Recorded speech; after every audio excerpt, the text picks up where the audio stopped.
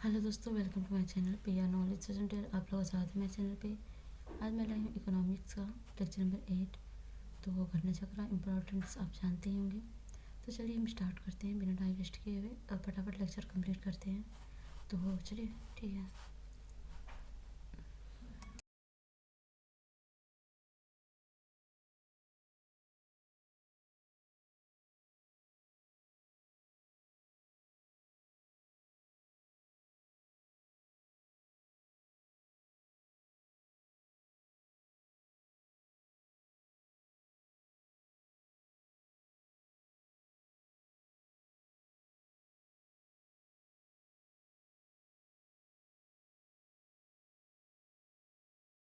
तो आज हम करेंगे गरीबी और बेरोजगारी।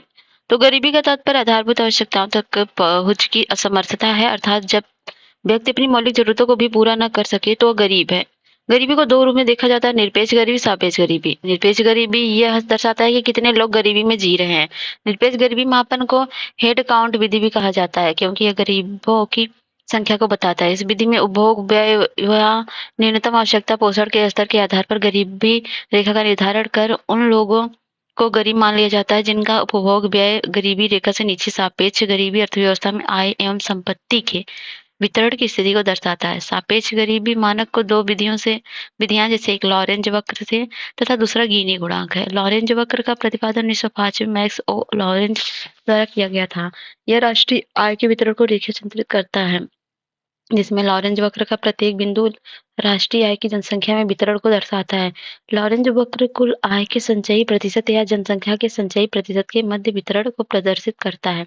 तो ये आय की संचयी प्रतिशत और ये जनसंख्या के प्रतिशत, और उसके बाद निरपेक्ष समानता देखेंगे। लॉरेंज चक्र अप डाउन जो भी हो रहा है। तो लॉरेंज वक्र जो होता है, निरपेक्ष समता रेखा से जितनी दूर होगा आय का वितरण उतना ही असमान होगा, जबकि निरपेक्ष समता रेखा के जितने नजदीक होगा आय वितरण उतना ही समान होगा। गिनी गुणांक का प्रतिपादन 1912 में कोरेडो गिनी द्वारा किया गया था। यह राष्ट्रीय आय के वितरण की गणितीय माप प्रस्तुत करते हैं। इन्हें निरपेक्ष समता रेखा के नीचे के संपूर्ण क्षेत्रफल का लॉरेंज वक्र एवं पूर्ण क्षमता रेखा के लिए मध्य क्षेत्रफल में भाग देकर प्राप्त किया जाता है। गिनी गुणांक बराबर होता है पूर्ण समता रेखा एवं लॉरेंज वक्र के मध्य का क्षेत्रफल बटे पूर्ण समता रेखा को मध्य का कुल क्षेत्रफल। गिनी गुणांक 0 एवं 1 के मध्य होता है। जब इसका मान 0 होता है तो इसका तात्पर्य अंतरराष्ट्रीय आय की पूर्ण समानता है, और अर्थात प्रत्येक व्यक्ति को एक ही समान आय प्राप्त हो रही है। जब इसका मान 1 होता है तो इसका तात्पर्य यह होता है कि राष्ट्रीय आय की पूर्णतया असमान वितरण है, अर्थात कि एक ही व्यक्ति पूरी आय प्राप्त कर रहा है, से इसको कुछ भी प्राप्त नहीं हो रहा है। भारत में गरीबी की बात करें तो भारत में गरीबी का मापन आधिकारिक प्रयास योजना आयोग द्वारा डे गॉडगिल समिति द्वारा 1962 में किया गया, जिसमें प्रति व्यक्ति 20 रुपए उपभोग को गरीब मानने का सुझाव दिया गया। 1977 में योजना का आयोग द्वारा गठित कार्यदल में गरीबी को प्रतिदिन न्यूनतम भोजन ऊर्जा के आधार पर परिभाषित किया गया। इसी आधार पर ग्रामीण क्षेत्रों के लिए 2400 कैलोरीज प्रति व्यक्ति तक तथा शहरी क्षेत्रों के लिए 2100 कैलोरीज प्रति व्यक्ति प्रतिदिन को गरीबी रेखा का माना गया। वर्ष 1989 में प्रोफेसर डी.टी. लकड़वाला समिति ने, जिसने 1993 में अपनी रिपोर्ट प्रस्तुत की, ने सभी राज्यों के लिए अलग-अलग गरीबी रेखा का सुझाव दिया। लकड़वाला समिति के सुझाव पर ग्रामीण एवं शहरी क्षेत्रों के लिए अलग-अलग सूचकांक अपनाए जाने लगे।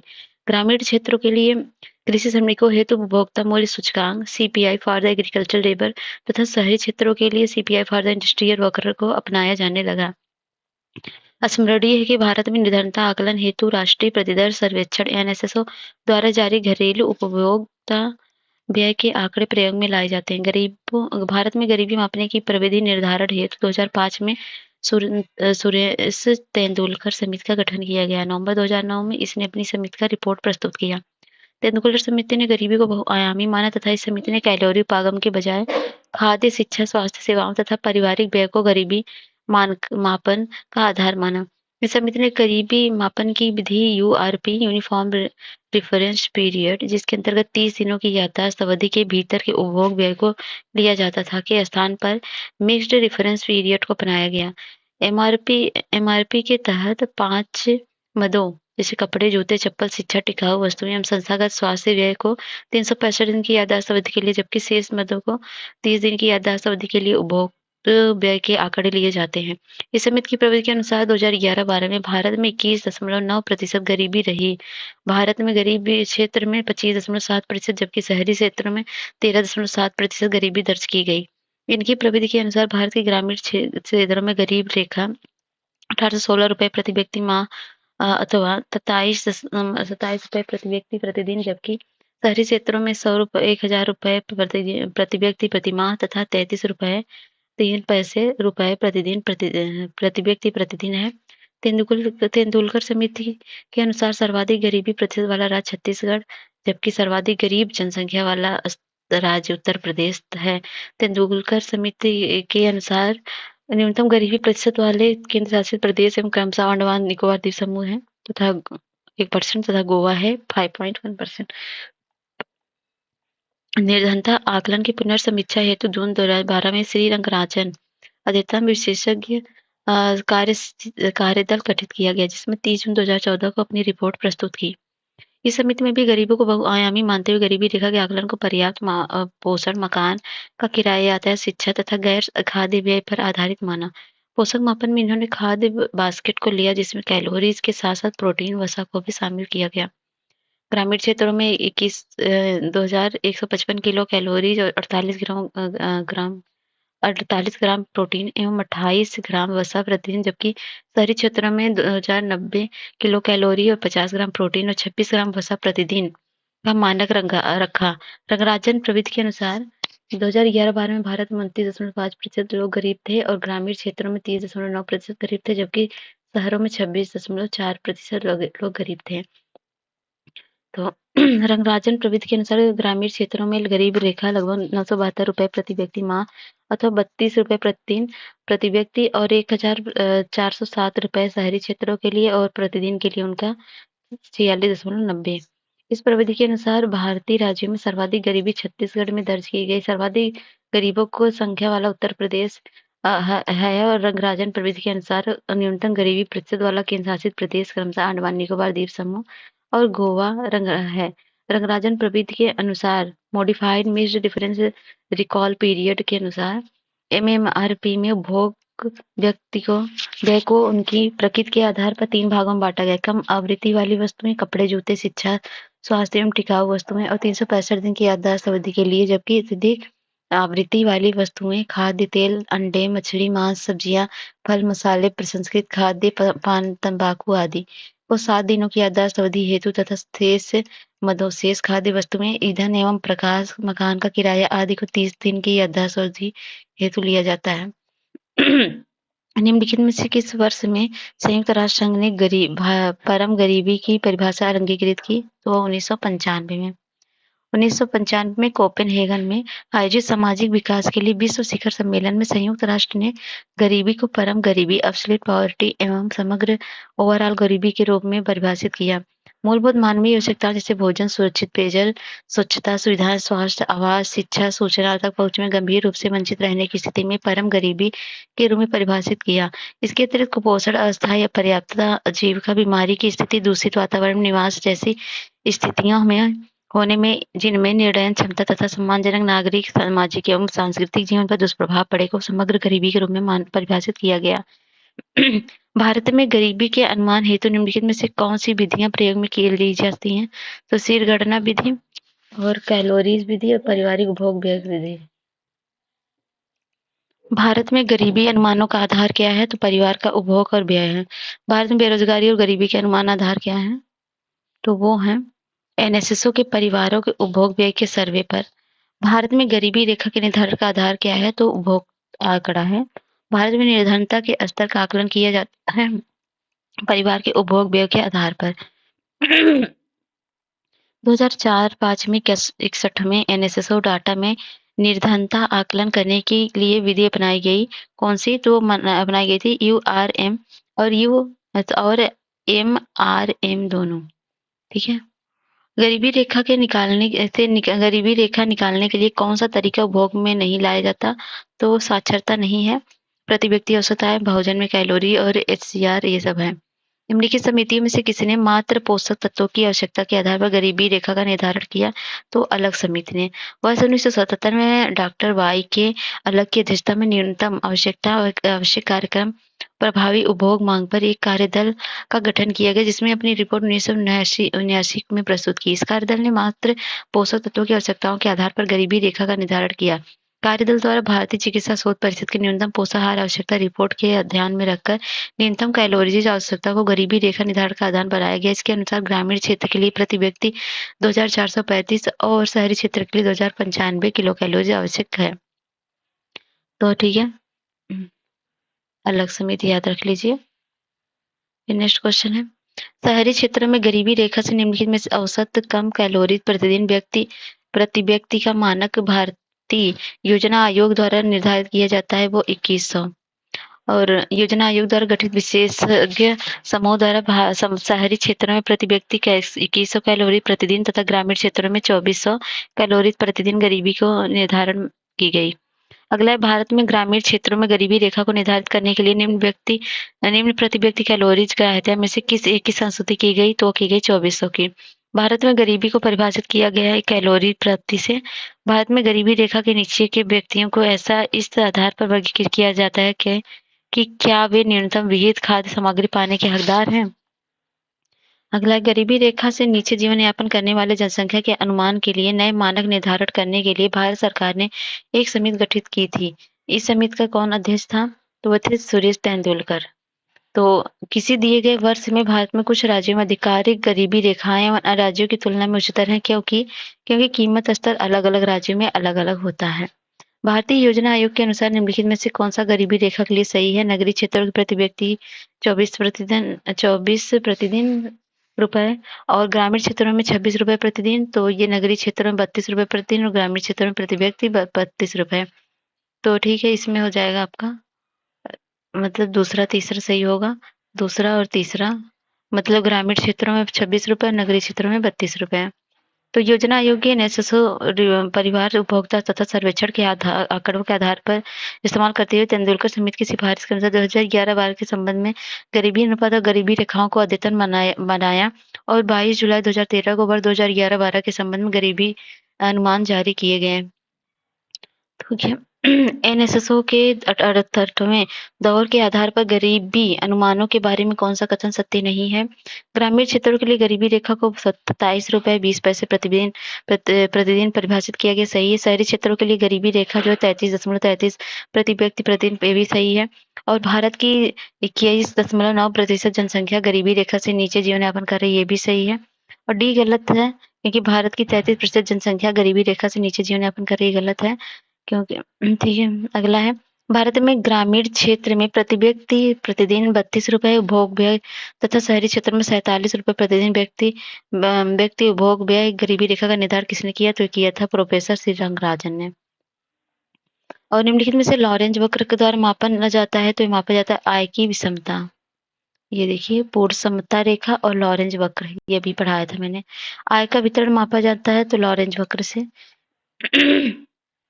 अगला है, गरीबी की संस्कृति का विचार प्रस्तुत किया था तो ऑस्कर लुइस द्वारा। निर्धनता की संस्कृति, कल्चर ऑफ पॉवर्टी की अवधारणा को अमेरिकी नृविज्ञान ऑस्कर लुइस द्वारा प्रस्तुत किया गया था। इस अवधारणा के अनुसार आर्थिक परिवर्तनों के बावजूद निर्धन लोग अपने संस्कृति के प्रभाव के कारण निर्धन बने रहते हैं और उनकी अपनी संस्कृति उन्हें निर्धनता से ऊपर उठने हेतु प्रोत्साहित नहीं करती। निर्धनता का दुष्चक्र की अवधारणा संबंधित है नॉक्से से। और शास्त्री रेनर नॉक्से ने 1953 में प्रकाशित अपनी पुस्तक problems of the capital formation in under development countries में निर्धनता के दुष्चक्र की अवधारणा का विवेचन करते हुए यह मत व्यक्त किया कि गरीब देश निर्धनता के दुष्चक्र के कारण गरीब बने रहते हैं। इनका तर्क है कि कम आय से कम बचत होती है, जो कि निवेश सामर्थ्य को हतोत्साहित करती है। चक्रीय निर्धन वे हैं जो निरंतर निर्धन और गैर निर्धन होते हैं। निम्नलिखित में से कौन भारत में गरीबी रेखा का निर्धारण करता है? तो करता है योजना आयोग, अब नीति आयोग करता है। तो निम्न में से कौन सा भारत में राष्ट्रीय एवं राज्य स्तर पर निर्धनता के अनुमानों के लिए केंद्र अभिकरण नोडल एजेंसी है? तो वह योजना आयोग, अभी नीति आयोग है। निम्न में से कौन सी समिति में निर्धनता के अनुमानों संबंधित रही है? तो समिति, रखवार समिति दोनों है। ये दोनों समिति निर्धनता के अनुमान से संबंधित रही है, अतः बी और डी दोनों सही हैं। निम्नलिखित में से किस समिति संस्तुतियों के आधार पर भारत में गरीबी रेखा का आकलन किया जाता है? दत्त लकड़वाला। तो ये लकड़वाला समिति होगा बी। अगला है, भारत में नगरीय क्षेत्रों में बीपीएल परिवारों की पहचान के लिए निम्नलिखित में कौन सी समिति गठित की गई? तो हाशिम समिति। शहरी क्षेत्रों में रहने वाले गरीबों की पहचान हेतु विशेषज्ञ समिति का प्रोफेसर एस आर हाशिम की अध्यक्षता में किया गया, जिसने अपना रिपोर्ट दिसंबर 2012 में प्रस्तुत किया। समिति के अनुसार शहरी गरीबों को पहचान 3 प्रकार के कमजोरियों वल्नरेबिलिटीज के आधार पर की जा सकती है, जो निम्न है: आवासीय कमजोरी, सामाजिक कमजोरी और पेशाजनक कमजोरी। ठीक है। अगला है, गरीबी रेखा से नीचे के लोग एक अभिज्ञित समूह के रूप में मानने की आवश्यकता है। कारण है, इससे इस कार्यक्रम अभिकरणों को लक्षित करने में सहूलियत होगी। तो दोनों सही कारण कथन की व्याख्या भी कर रहा है। अगला है, भारत में अमीर व गरीब दोनों ही कुपोषित हैं। कारण है, अमीर गलत भोजन खाते हैं और गरीब रूखा सूखा भोजन करते हैं। तो दोनों सही है, कारण कथन की व्याख्या कर रहा है। तेंदुलकर समिति ने भारत में गरीबी रेखा के नीचे जनसंख्या की इनमें से कौन सा अनुपात आकलित किया? तो वह थी 37.2%। तेंदुलकर समिति ने 2005 में भारत में गरीबी रेखा के लिए जनसंख्या का 37.2 आकलित किया था। योजना आयोग के नवीनतम आंकड़ों के अनुसार यह दर वर्ष 2011-12 में तेंदुलकर समिति में और 21.9% है। भारत में मिश्रित संदर्भ में अवधि का उपयोग करते हुए तेंदुलकर पद्धति द्वारा 2011-12 में गरीबी रेखा से नीचे व्यक्तियों का अनुमानित प्रतिशत था, तो वह था 21.9%। योजना आयोग द्वारा 2011 में प्रसारित आंकड़ों के अनुसार भारत में 2009-10 में गरीबी का प्रतिशत घटकर हो गया, तो ये हो गया था 31%, 30%। तो योजना आयोग द्वारा मार्च 2012 में जारी आंकड़ों के अनुसार देश में 9-10 में निर्धनता की संख्या का कुल जनसंख्या का 29.8% है। दैतावेग तेंदुलकर समिति के अनुसार वर्ष 2004-5 में देश में निर्धनता की संख्या तत्कालीन जनसंख्या की 37.2% थी। अगला है, 5 वर्ष पूर्व भारत में गरीबी का प्रतिशत 33.2% मतलब था पाया गया। योजना आयोग द्वारा अप्रैल 2011 में प्रसारित आंकड़ों के अनुसार गरीबी रेखा प्रतिशत 2009-10 में कम हो रहा है। अब कितना हो गया? लगभग 30%। भारतवर्ष में कितने प्रतिशत लोग गरीबी रेखा के नीचे रहते हैं? तो लगभग वो रहते हैं 27.5%। भारत में गरीबी रेखा के नीचे रहने वाले लोगों का प्रतिशत कितना है? तो उसको मान सकते हैं 26%। अगला है, ग्रामीण पंचवर्षीय योजना वर्ष 2012 तथा गरीबी अनुपात को कितने प्रतिशत घटाने का लक्ष्य है? तो वह है 10.10%। तो ग्रामीण पंचवर्षीय योजना के अनुसार 7 करोड़ नए अवसर सृजित निर्धनता अनुपात में 10% की गरीब कमी करने का लक्ष्य रखा गया था। विश्व विकास रिपोर्ट 2005 के अनुसार भारत में $2 प्रतिदिन से कम अर्जित करने वाली संख्या का प्रतिशत कितना है? तो लगभग 80% है। और नवीनतम अभी 10% है। तो नवीनतम 2003 FAO आकलन के अनुसार समस्त विश्व की भूखी जनसंख्या में भारत का योगदान कितना है? तो 30% था। तो अभी 2022 में 121 देशों की सूची में भारत 107वें स्थान पर है ग्लोबल हंगर इंडेक्स में। भारत का वैश्विक भूख सूचकांक 2017 में क्या स्थान है? तो वह है 100वां। और अगला है, निम्नलिखित में से कौन सा वह सूचक है जिनका IFPRI द्वारा वैश्विक भुगतान सूचकांक रिपोर्ट में बनाने में उपयोग किया गया है? तो वह है अल्पपोषण, शिशु वृद्धिरोधन और शिशु मृत्यु दर तीनों है। अगला है, नेक्स्ट है, 90 दशक के सरकारी आंकड़ों के अनुसार सामाजिक आर्थिक समूहों के निम्नलिखित समुदायों में से किस एक में गरीबी का प्रभाव क्षेत्र सबसे अधिक है? तो वह है बिहार, उड़ीसा, मध्य प्रदेश और महाराष्ट्र के जनजाति जन में। ठीक है। National council for applied economic research के एक सर्वेक्षण के अनुसार, जिससे आंकड़े हाल में घोषित हुए हैं, भारत के किस राज्य में आबादी का अधिकतम प्रतिशत गरीबी रेखा से नीचे है? तो बिहार का है। तो बिहार का एक पिछड़ा राज्य है, यहाँ विकास के स्तर में क्षेत्रीय भिन्नता मिलती है। तो कौन सा सही? दोनों सही, लेकिन इसके कारण कथन की व्याख्या नहीं कर रहा है। योजना आयोग की 1999 से 2000 की रिपोर्ट के अनुसार गरीबी रेखा से नीचे लोगों का अधिकतम प्रतिशत कितना है? तो उड़ीसा में सबसे ज्यादा है। ठीक है। अगला है, हाल ही में योजना आयोग ने 11-12 के लिए गरीबियों को अनुमान को अद्यतन किया है। इन अनुमानों के अनुसार राजस्थान में गरीबी रेखा के नीचे जनसंख्या का प्रतिशत कितना है? तो है 15%। पीटर डॉक्टर सी रंगराजन विशेषज्ञ समूह द्वारा बनाई गई विधि के अनुसार निम्न में से किस राज्य में 11-12 में जनसंख्या के संबंध में निर्धनता का अनुपात सही नहीं है? तो है छत्तीसगढ़, 37.9%। निम्नलिखित में से किसमें गरीबी रेखा के नीचे जनसंख्या का अधिकतम प्रतिशत मिलता है? तो मिलता है हिमाचल प्रदेश में।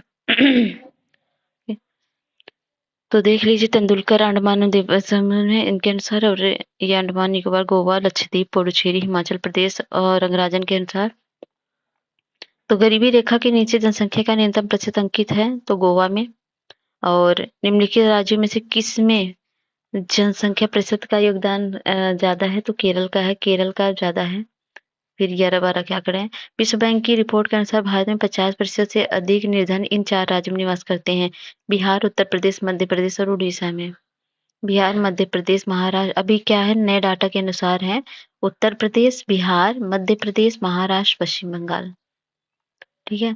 और अगला, निम्नलिखित में से कौन सा जोड़ा सही है? तो पंजाब में किस प्रतिशत? पंजाब में 11 दशमलव कुछ प्रतिशत है। तो अभी के आंकड़े देखिए, ये निर्धनता अनुपात है। ये 93-94 का है, तो 94 का क्वेश्चन है, तो अभी 11-12 का क्वेश्चन अब देख लीजिए। योजना आयोग में 1993-94 में बिहार के लिए गरीबी रेखा के बीपीएल का निर्धारित प्रतिशत कितना था? तो था उसमें 55। तो मध्य प्रदेश को भारत का इथियोपिया कहा जाता है। उसके प्रमुख लक्षण अत्यधिक बाल मृत्यु दर एवं कुपोषण है। तो ये जो है, ये भी कथन कारक सही कारक कथन की व्याख्या कर रहा है। तो यहाँ पर देख लीजिए, भारत राज्य का भूख सूचकांक ISHI को 2008 में प्रकाशित हुई थी। अनुसार भारत में सर्वाधिक गरीबी स्थिति मध्य प्रदेश की थी। यहाँ कुपोषण एवं बाल मृत्यु की दर इथियोपिया और चाड जैसे अफ्रीका देशों के समान है, इसलिए मध्य प्रदेश को भारत का इथियोपिया कहा जाता है। इस प्रकार कथन और कारण दोनों सही है। निम्नलिखित में से किस राज्य को अत्यधिक कुपोषण के कारण भारत का इथियोपिया कहा जाता है? तो मध्य प्रदेश को।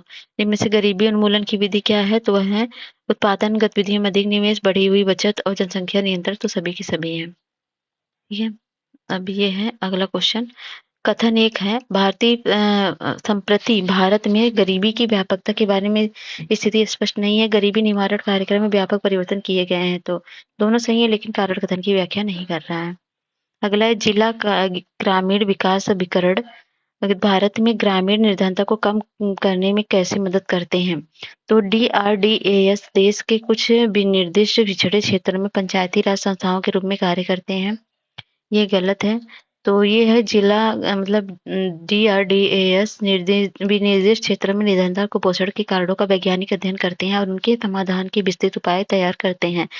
तो DRDAS निर्धनता रोधी कार्यक्रमों के प्रभावी कार्यान्वयन हेतु अंतर क्षेत्रीय तथा अंतर विभागीय समन्वय और सहयोग सुरक्षित करते हैं।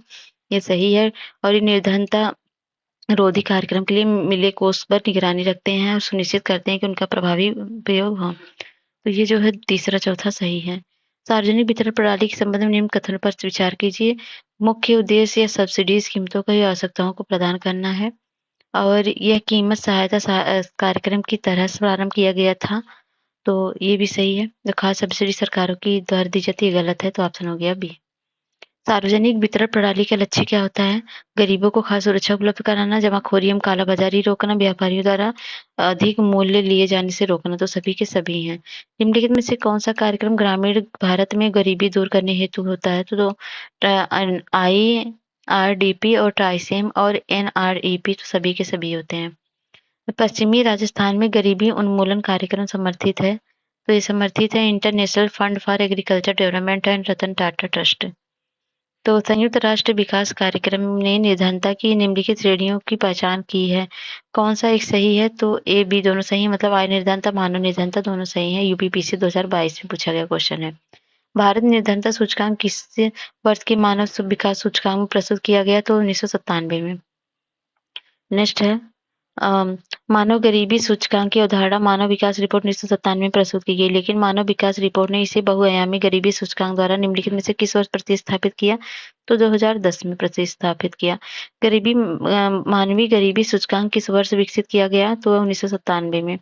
UNDP का बहुआयामी निर्धनता सूचकांक कितने प्रत्ययों से बना है? तो 10 प्रत्ययों से। वर्ष 2010 में ऑक्सफोर्ड निर्धनता एवं मानव विकास पहल द्वारा संयुक्त राष्ट्र विकास कार्यक्रम के सहयोग निर्धनता मापन हेतु बहुआयामी निर्धनता सूचकांक का विकास किया गया था, जो निर्धनता मापन की पारंपरिक आय आधारित मापदंड के स्थान पर निर्धन व्यक्ति के जीवन वंचना पर ध्यान केंद्रित करते हैं। ये तीन वर्गों में 10 प्रत्ययों पर आधारित है। SDR 2010 से मानव विकास सूचकांक के तहत पूर्व में प्रस्तुत किए जाने वाले मानव निर्धनता सूचकांक के स्थान पर अब MPI प्रस्तुत किया जा रहा है।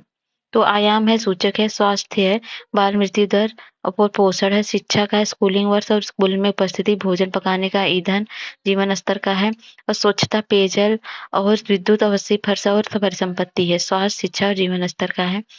और ठीक है, बहुआयामी निर्धनता सूचकांक में सम्मिलित है, स्वास्थ्य, शिक्षा और जीवन स्तर तीनों के तीनों शामिल हैं, तो ऑप्शन हो गया डी। और निम्नलिखित में से कौन सा सूचक भारत में गरीबी की तीव्रता की माप के लिए उपयुक्त है? तो है बहुआयामी गरीबी सूचकांक। तो ये देख लीजिए, सूचक है शिक्षा का, स्कूलिंग वर्ष से विद्यालय में उपस्थिति, और स्वास्थ्य, शिक्षा, मृत्यु दर, पोषक और जीवन स्तर, विद्युत, शौचालय, पेयजल, मकान, रसोई घर, ईंधन और परिसंपत्ति धारिता।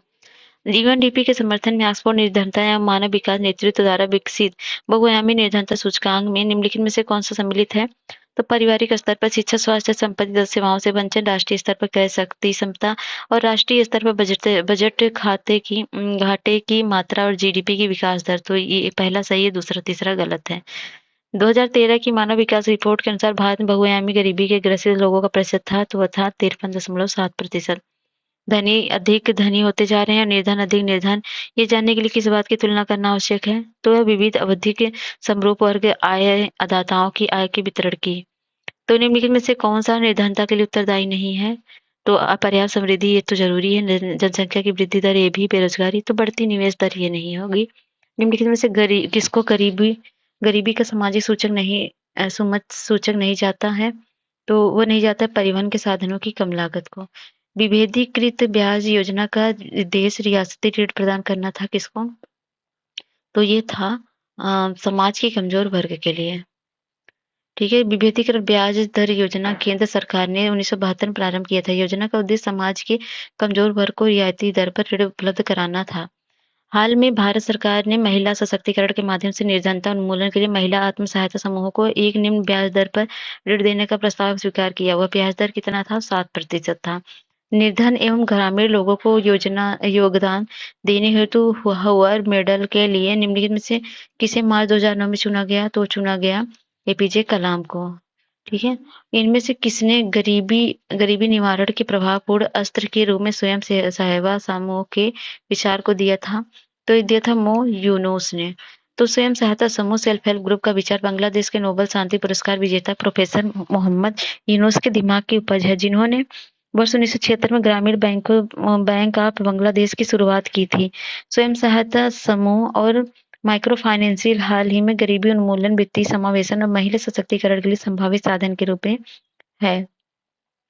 ठीक है, गरीबी उपशमन पर दक्षेस की मंत्री स्तरीय सभा हुई थी, ये हुई थी इस्लामाबाद में, 2002 की बात है।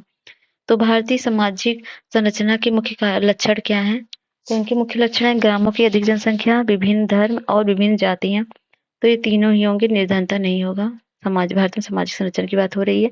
1991 के आर्थिक उदारीकरण के बाद भारतीय अर्थव्यवस्था के संबंध में कथन पर विचार कीजिए। तो शहरी क्षेत्रों में श्रमिकों की उत्पादकता में वृद्धि हुई, जबकि ग्रामीण क्षेत्रों में कमी आई। कार्यालय में ग्रामीण क्षेत्रों की प्रतिशत हिस्सेदारी में सतत वृद्धि हुई। ग्रामीण क्षेत्रों में गैर कृषि अर्थव्यवस्था में वृद्धि हुई। तो इसमें क्या होता? तो तीसरा चौथा सही है, ग्रामीण रोजगार की वृद्धि पर कमी आई। तो नीति आयोग में changing structure of rural economy of India implication of the employment and growth 2017 के अनुसार शहरी ग्रामीण दोनों क्षेत्रों में श्रमिकों की उत्पादकता में वृद्धि हुई। ग्रामीण क्षेत्रों में श्रमिक की उत्पादकता 2004-5 में जो है ये थी 37,273 थी, जो 2011-12 में इतना हो गई। तो देख लीजिए, भारत में रोजगार वृद्धि की दर बहुधा रही लगभग 2% प्रतिवर्ष। बेरोजगारी समस्या से गरीबी बढ़ती है, क्योंकि गरीबी रेखा के नीचे रहने वालों की संख्या बढ़ती है। अगला है, भारत गणराज्य के उस प्रदेश का नाम बताएं जहां शिक्षित बेरोजगारी प्रतिशत सर्वाधिक है। तो है केरल।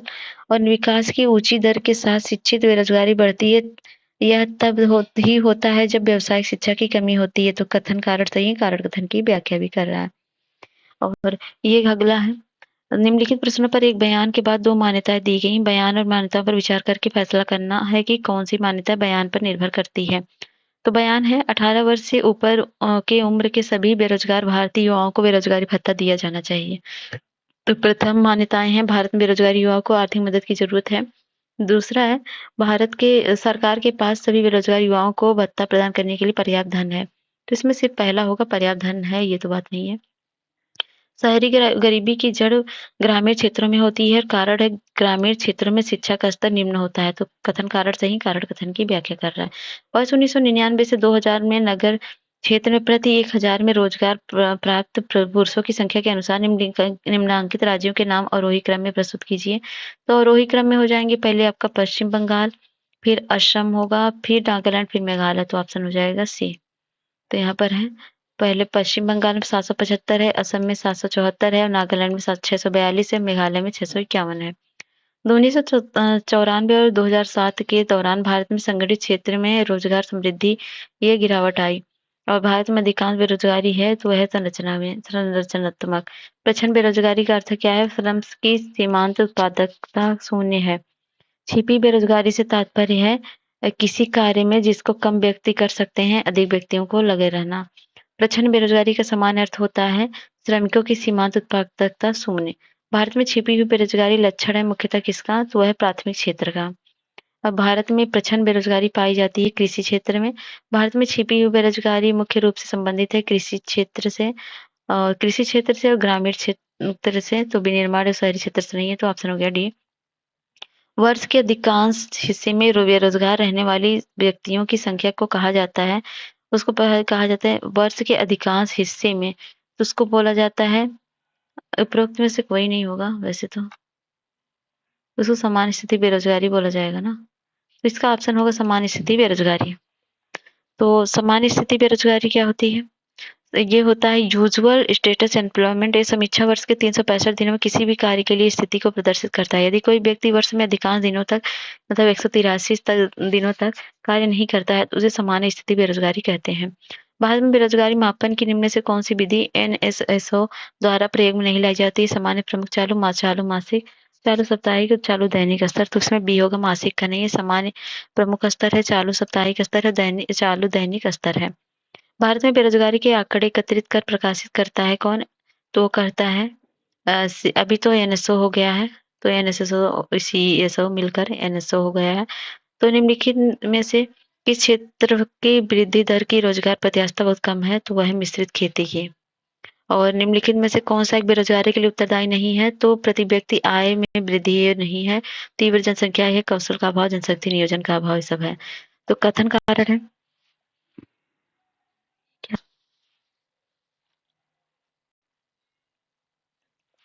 तो निम्नलिखित में बेरोजगारी के लिए उत्तरदायी नहीं है, तो ये प्रति व्यक्ति आय। कथन कारण है हाल ही में वर्षों में भारत में महिलाओं के लिए श्रम भागीदारी की दर में तेजी से गिरावट आई है। पारिवारिक आय में सुधार एवं शिक्षा में वृद्धि के कारण से इसे श्रम की भागीदारी दर में गिरावट आई है। तो ये दोनों सही है। कारण कथन की व्याख्या कर रहा है। अगला है, भारत में राष्ट्रीय न्याय दर सर्वेक्षण 2011-12 के अनुसार चालू दैनिक स्थिति बेरोजगारी दर क्या थी? तो थी 5.6%। राष्ट्रीय प्रतिदर सर्वेक्षण 61 में दौर के आंकड़ों के अनुसार चालू प्रतिदिन स्थिति के आधार पर ग्रामीण और शहरी क्षेत्र में बेरोजगारी लगभग थी 8%। और ये है, अब करेंगे हम वैदेशिक क्षेत्र, ठीक है, अंतर्राष्ट्रीय व्यापार जिसमें है। तो चलिए इसको भी देखते हैं। तो भुगतान संतुलन क्या आता है?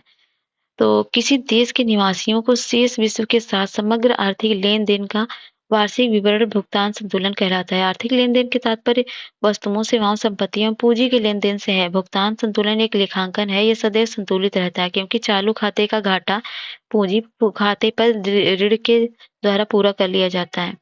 तो ठीक है, तो भुगतान संतुलन असंतुलन को दूर करने के लिए विभिन्न उपाय किए जाते हैं, जैसे विदेशी विनिमय दर में परिवर्तन या निर्यात को प्रोत्साहन या आयात को हतोत्साहन करके, मुद्रा का अवमूल्यन करके, राजकोषीय घाटे में कमी करके, निर्यात शुल्क में कमी, समाप्ति निर्यात सब्सिडी में, आयात शुल्क, आयात कोटा आदि को लगाकर, और विदेशी निवेश का आकर्षण, विदेशी सहायता की प्राप्ति आदि से भारत में विदेशी निवेश होता है। विदेशी निवेश का तात्पर्य विदेश स्थित किसी संस्थागत निवेशक द्वारा भारत में किए गए निवेश है, क्योंकि भारत में व्यक्तिगत निवेशकों के निवेश की अनुमति नहीं है। विदेशी निवेश दो रूपों में आता है, एक पोर्टफोलियो निवेश से और तथा प्रत्यक्ष विदेशी निवेश से। जिसमें विदेशी पोर्टफोलियो निवेश एक ऐसा निवेश जो कि किसी कंपनी के शेयर में आए तथा निवेशक कंपनी के प्रबंधन में प्रत्यक्ष भागीदार हो।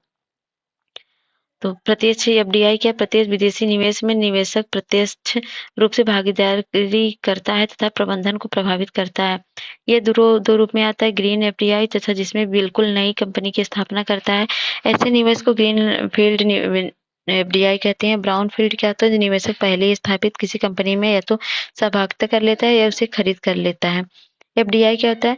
यह स्थायी निवेश होता है तथा यह अपने साथ तकनीकी पूंजी एवं नवीन प्रबंधकीय प्रणाली लेकर आता है। एफडीआई के आधार पर संरचनात्मक सुधार होते हैं तथा इससे नवीन रोजगार के अवसर उत्पन्न होते हैं।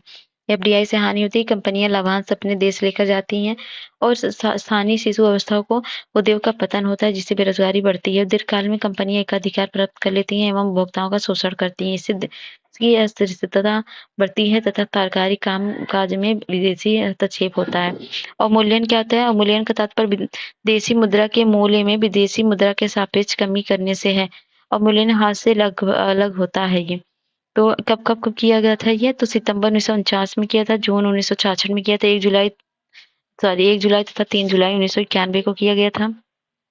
मुद्रा अवमूल्यन से निर्यात सस्ता हो जाता है और आयात महंगा हो जाता है। इस कारण निर्यात को हतोत्साहित किया जाता है।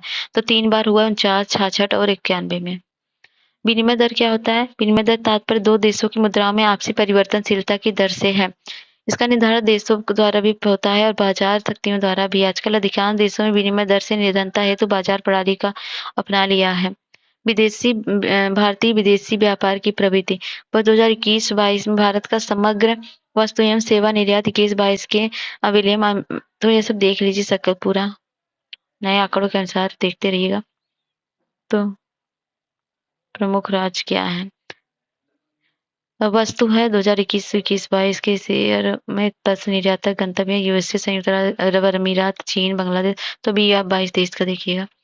तो अगला, भारत सरकार ने 2021 के बजट में एक नई योजना निर्विक घोषित की है। अर्थव्यवस्था का निम्न से कौन सा क्षेत्र इस योजना से लाभान्वित होगा? तो होगा निर्यात क्षेत्र। आपूर्ति श्रृंखला लचीलापन पहल के बारे में निम्नलिखित कथनों पर विचार कीजिए। अंतर्राष्ट्रीय व्यापार के संबंध में आपूर्ति श्रृंखला लचीलापन एक दृष्टिकोण है जो देश की किसी अप्रत्याशित स्थिति में आयात की निर्बाध आपूर्ति को सुनिश्चित करने में मदद करता है। यह 5 देशों का एक पहल है, भारत उनमें से एक है। इसमें कौन सा सही? केवल एक सही है, दूसरा गलत है। तो भारत, जापान और ऑस्ट्रेलिया के व्यापार मंत्रियों ने 27 अप्रैल 2021 को औपचारिक रूप से आयोजित त्रिपक्षीय मंत्रिपरिषद मंत्री स्तरीय बैठक में आपूर्ति श्रृंखला को बेहतर बनाने की पहल औपचारिक शुरुआत की। यह पहल अंतर्राष्ट्रीय व्यापार के संबंध में आपूर्ति श्रृंखला लचीलापन का एक दृष्टिकोण है जो देश की किसी प्रत्याशित स्थिति में आयात की निर्बाध आपूर्ति को सुनिश्चित करने में मदद करता है। भारत सरकार का कौन सा मंत्रालय भारत की विदेश व्यापार नीति से संबंधित है? तो वह वाणिज्य एवं उद्योग मंत्रालय। वाणिज्य विभाग की दीर्घकालीन दृष्टि भारत को विश्व में के व्यापार का मुख्य सहयोगी बनाना है 2020 तक। तो 23 में भारतीय निर्यात को वर्ष 2030 तक $2 ट्रिलियन अमेरिकी डॉलर का पर निर्यात प्लस $1 ट्रिलियन अमेरिकी डॉलर का सेवा निर्यात का लक्ष्य निर्धारित किया गया है। वर्तमान में भारत के अंतर्राष्ट्रीय व्यापार के संदर्भ में निम्नलिखित कथन पर विचार कीजिए, कौन सा सही है? भारत के माल का निर्यात माल के आयात से कम है। सही है। भारत के लोहे एवं इस्पात, रसायनों, उर्वरक, मशीनों के आयात में हाल में कमी आई है। तो ये गलत है। भारत की सेवाओं का निर्यात सेवाओं के आयात से अधिक है। ये भी सही है। भारत के कुल मिलाकर व्यापार चालू घाटे से हो रहा है, घाटे का घाटा हो रहा है। तो ये सही है। तो हो गया 1 2 1 3 4। ठीक है, अगला नेक्स्ट है 2011-12 में भारत का बाह्य व्यापार का आंकड़ा लगभग था। तो ये लगभग कितना था? तो अभी 21-22 का देखिए 17.38% की वृद्धि अनुमानित है। तो ठीक है। तो नेक्स्ट है 2011-12 में भारत का बाहरी व्यापार था। तो अभी इसको अपने नए आंकड़ों के अनुसार देखिए 21-22 में। ठीक है, भारत के व्यापार सकल घरेलू उत्पाद के बारे में निम्नलिखित कथनों पर विचार कीजिए। सेम है। तो विश्व बैंक के द्वारा जारी आंकड़ों के अनुसार भारत का व्यापार सकल घरेलू उत्पाद 2000 में 26.9% था, वर्ष 19 में 39% हो गया और 2000 में 46। और अभी क्या है? अभी ये जो है 11-12 और 12-13 में ऐसे वर्ष जब सकल घरेलू उत्पाद की तुलना मतलब इतना हो गया लगभग। तो ये देखिए 50%। तो 21 का देखिए 45.29% है। तो इसमें से कोई विकल्प सही नहीं। भारत का कुल मिला व्यापार जीडीपी के प्रतिशत के रूप में 2004-05 में 29.5% बढ़कर 2012-13 में हो गया। तो हुआ था 40%। और वर्ष 1991-92 में वस्तुओं का निर्यात तथा आयात संयुक्त रूप से जीडीपी का 14.2% था। वर्ष 11-12 में 91 की तुलना में हो गया लगभग 3 गुना। तो भारत तो वर्ष 2010-11 में भारत का से माल और सेवा का निर्यात भारत के जीडीपी का कितना प्रतिशत था? तो वह था 22%। 1950 अंतर्राष्ट्रीय निर्यात में भारत का योगदान 1.85% था, परंतु आज ये हो गया है, ये हो गया 0.60%। ये 1998 की बात है, तो अभी जो है बढ़ गया है। देखिए, विश्व के कुल निर्यात में भारत की हिस्सेदारी वर्ष 2013 में क्या थी? तो वह जो थी 1.7 थी, अब 20-21 में जो है 21% या 2.2% है। 21 नहीं 2% है। तो वस्तु वर्गीकरण और समूहों के अनुसार विश्वव्यापी निर्यातों में भारत का हिस्सा 2018 में कितना था? तो वह 1.7% था। वाणिज्यिक सेवाओं के निर्यात में भारत का विश्व में वर्ष 2014 में क्या स्थान था? तो वह 8वां स्थान था। अंतर्राष्ट्रीय व्यापार में किस देश की अधिकतम हिस्सेदारी है? तो वह है चीन की। ये आंकड़े दिए गए हैं, देख लीजिए। वर्ष 2008-9 में भारत के व्यापार में सबसे बड़ा भागीदार निम्नलिखित में से कौन है? तो वह एशिया और आसियान। ठीक है, नेक्स्ट है, संसार के निम्नलिखित क्षेत्रों में से कौन सा एक हमारी आयातित वस्तुओं के अधिकांश की पूर्ति करता है रुपए के मूल्य के रूप में? तो कौन करता है? वह करता है एशिया और ओशिनिया। तो निम्नलिखित में से कौन सा क्षेत्र 2009-10 में भारत के आयातों का सबसे बड़ा क्षेत्र था? तो वह था एशिया आसियान। भारत का 50% से अधिक आयात आता है, वो आता है एशियाई देशों से। तो ठीक है, लगभग 63%। अगला है, निम्नांकित वर्गों में से किस वर्ग के देशों के साथ भारत का सर्वाधिक आयात व्यापार है? तो वह ओपेक के द्वारा। वर्ष 2011 में भारत का शेष विश्व अंतर्राष्ट्रीय व्यापार में प्रतिशत हिस्सा किन दो देशों के युग्म से सर्वाधिक है? तो चीन और यूएई के युग्म से। तो अभी 3 है, सबसे बड़ा साझेदार संयुक्त राज्य अमेरिका, चीन और यूएई। तो निम्न में से कौन सा देश भारत का सबसे बड़ा व्यापारिक साझेदार है? तो वह यूएसए। प्रश्न काल में ये बात के अनुसार प्रसंगत देशों में भारत का सबसे बड़ा व्यापारिक साझेदार संयुक्त राज्य अमेरिका है। वर्ष 1920 निम्न में से कौन सा देश भारत का सर्वाधिक व्यापारी भागीदार वाला देश है? तो वह है संयुक्त राज्य अमेरिका। तो भारत का अधिकतम विदेश व्यापार है यूएसए के साथ। वर्तमान समय में कुल अंतर्राष्ट्रीय व्यापार में निम्नलिखित में से कौन सा देश भारत का सबसे बड़ा साझेदार है? तो संयुक्त राज्य अमेरिका। तो 21 में भी यही है सबसे बड़ा, और इसके बाद चीन है और फिर संयुक्त राज्य अमीरात है। 2019-20 में निम्नलिखित देशों में से किससे भारत का व्यापार शेष सर्वाधिक रहा है? तो यूएसए से। और विदेश व्यापार से शेष में भारत का निम्नलिखित में किस राष्ट्र का चालू खाते पर अधिक व्यापार अधिक है? तो यूएस है। तो भारत के आयात का सबसे बड़ा भाग प्राप्त होता है तो चीन से प्राप्त होता है, और तो चीन है, फिर यूएई है, फिर संयुक्त राज्य अमेरिका है तथा सऊदी अरब है। निम्न में से कौन सा देश भारत के संपूर्ण आयात का सबसे बड़ा स्रोत है? तो वह चीन। पिछले दशक में भारत श्रीलंका व्यापार में कपड़े और कपड़े से बनी चीजों का व्यापार प्रमुख है। पिछले 5 वर्षों में दक्षिण एशिया में भारत के व्यापार का सबसे बड़ा भागीदार नेपाल रहा है। तो वो जो हो जाएगा ऑप्शन हो जाएगा आपका बी, दूसरा सही, पहला गलत है। अगला है, 10वें दशक की आरंभिक अवधि में संयुक्त राज्य अमेरिका भारत के लिए एकमात्र सर्वोपरि आयात स्रोत के रूप में उभर कर आया है। तो भूतपूर्व सोवियत संघ के त्वरित राजनीतिक विकास के फलस्वरूप भारत समय समय अपनी रक्षा आवश्यकताओं के लिए संयुक्त राज्य अमेरिका पर ही आश्रित होने लगा। तो दूसरा तो गलत है, सभी देशों पे है, तो ऑप्शन सी है। भारत के निर्यात का सबसे बड़ा भाग भेजा जाता है, तो भेजा जाता है संयुक्त राज्य अमेरिका में। फिर नेक्स्ट है, वर्ष 9-10 में निम्नलिखित में से किस एक देश का भारत के निर्यात में सबसे ज्यादा हिस्सा था? तो यूएई का था। भारत के कुल निर्यातों में संयुक्त राष्ट्र अमेरिका का अंश है, तो 20% है। भारत के व्यापार संतुलन के बारे में निम्न में से कौन सा कथन सही है? तो इसमें जो सही है वो है, भारत का व्यापार 1972-73 में 1976-77 के 2 वर्षों को छोड़कर 1949-50 और 15-16 तक संपूर्ण अवधि के लिए ऋणात्मक था। निम्नलिखित में से किन वर्षों में व्यापार संतुलन भारत के लिए अनुकूल था? तो वह था 1972-73 और 76-77 में। और भारत का व्यापार घाटा 2012-13 में अधिकतम स्तर पर पहुंचने के बाद 2013-14 के बाद निरंतर कम हो रहा है। वर्ष 2013-14 के बाद पीओएल तथा गैर पीओएल घाटों में सामान्य गिरावट आई है। तो दोनों सही कारण कथन की व्याख्या भी कर रहा है। व्यापार संतुलन निम्नलिखित में से कौन सम्मिलित है? तो माल शुद्ध निर्यात बराबर होता है किसके? तो निर्यात माइनस आयात के। विदेशी व्यापार का भुगतान संबंधित है तो भुगतान संतुलन से। फिर है भुगतान संतुलन शब्द प्रयोग निम्नलिखित में किसके संदर्भ में होता है? तो यह होता है आयात तथा निर्यात के बीच में। किसी देश का भुगतान संतुलन किसकी व्यवस्थित अभिलेख है? तो किसी निर्धारित समय के दौरान सामान्यतः 1 वर्ष में किसी देश का समस्त आयात और निर्यात लेन-देन। भुगतान संतुलन इस प्रकार परिभाषित किया जाता है कि एक देश के निवासीगण एक शेष विश्व के बीच आर्थिक कार्यों का पूरा ब्यौरा भुगतान संतुलन निहित होता है तो इसमें दृश्य व्यापार, अदृश्य व्यापार, ऋण तीनों ही इंक्लूड होता है। भुगतान संतुलन के संदर्भ में किसमें चालू खाता बनता है? तो बनता है व्यापार संतुलन से, अदृश्यों का संतुलन से और विदेशी परिसंपत्ति या विशेष आहार से नहीं होता है। तो ऑप्शन हो गया सी।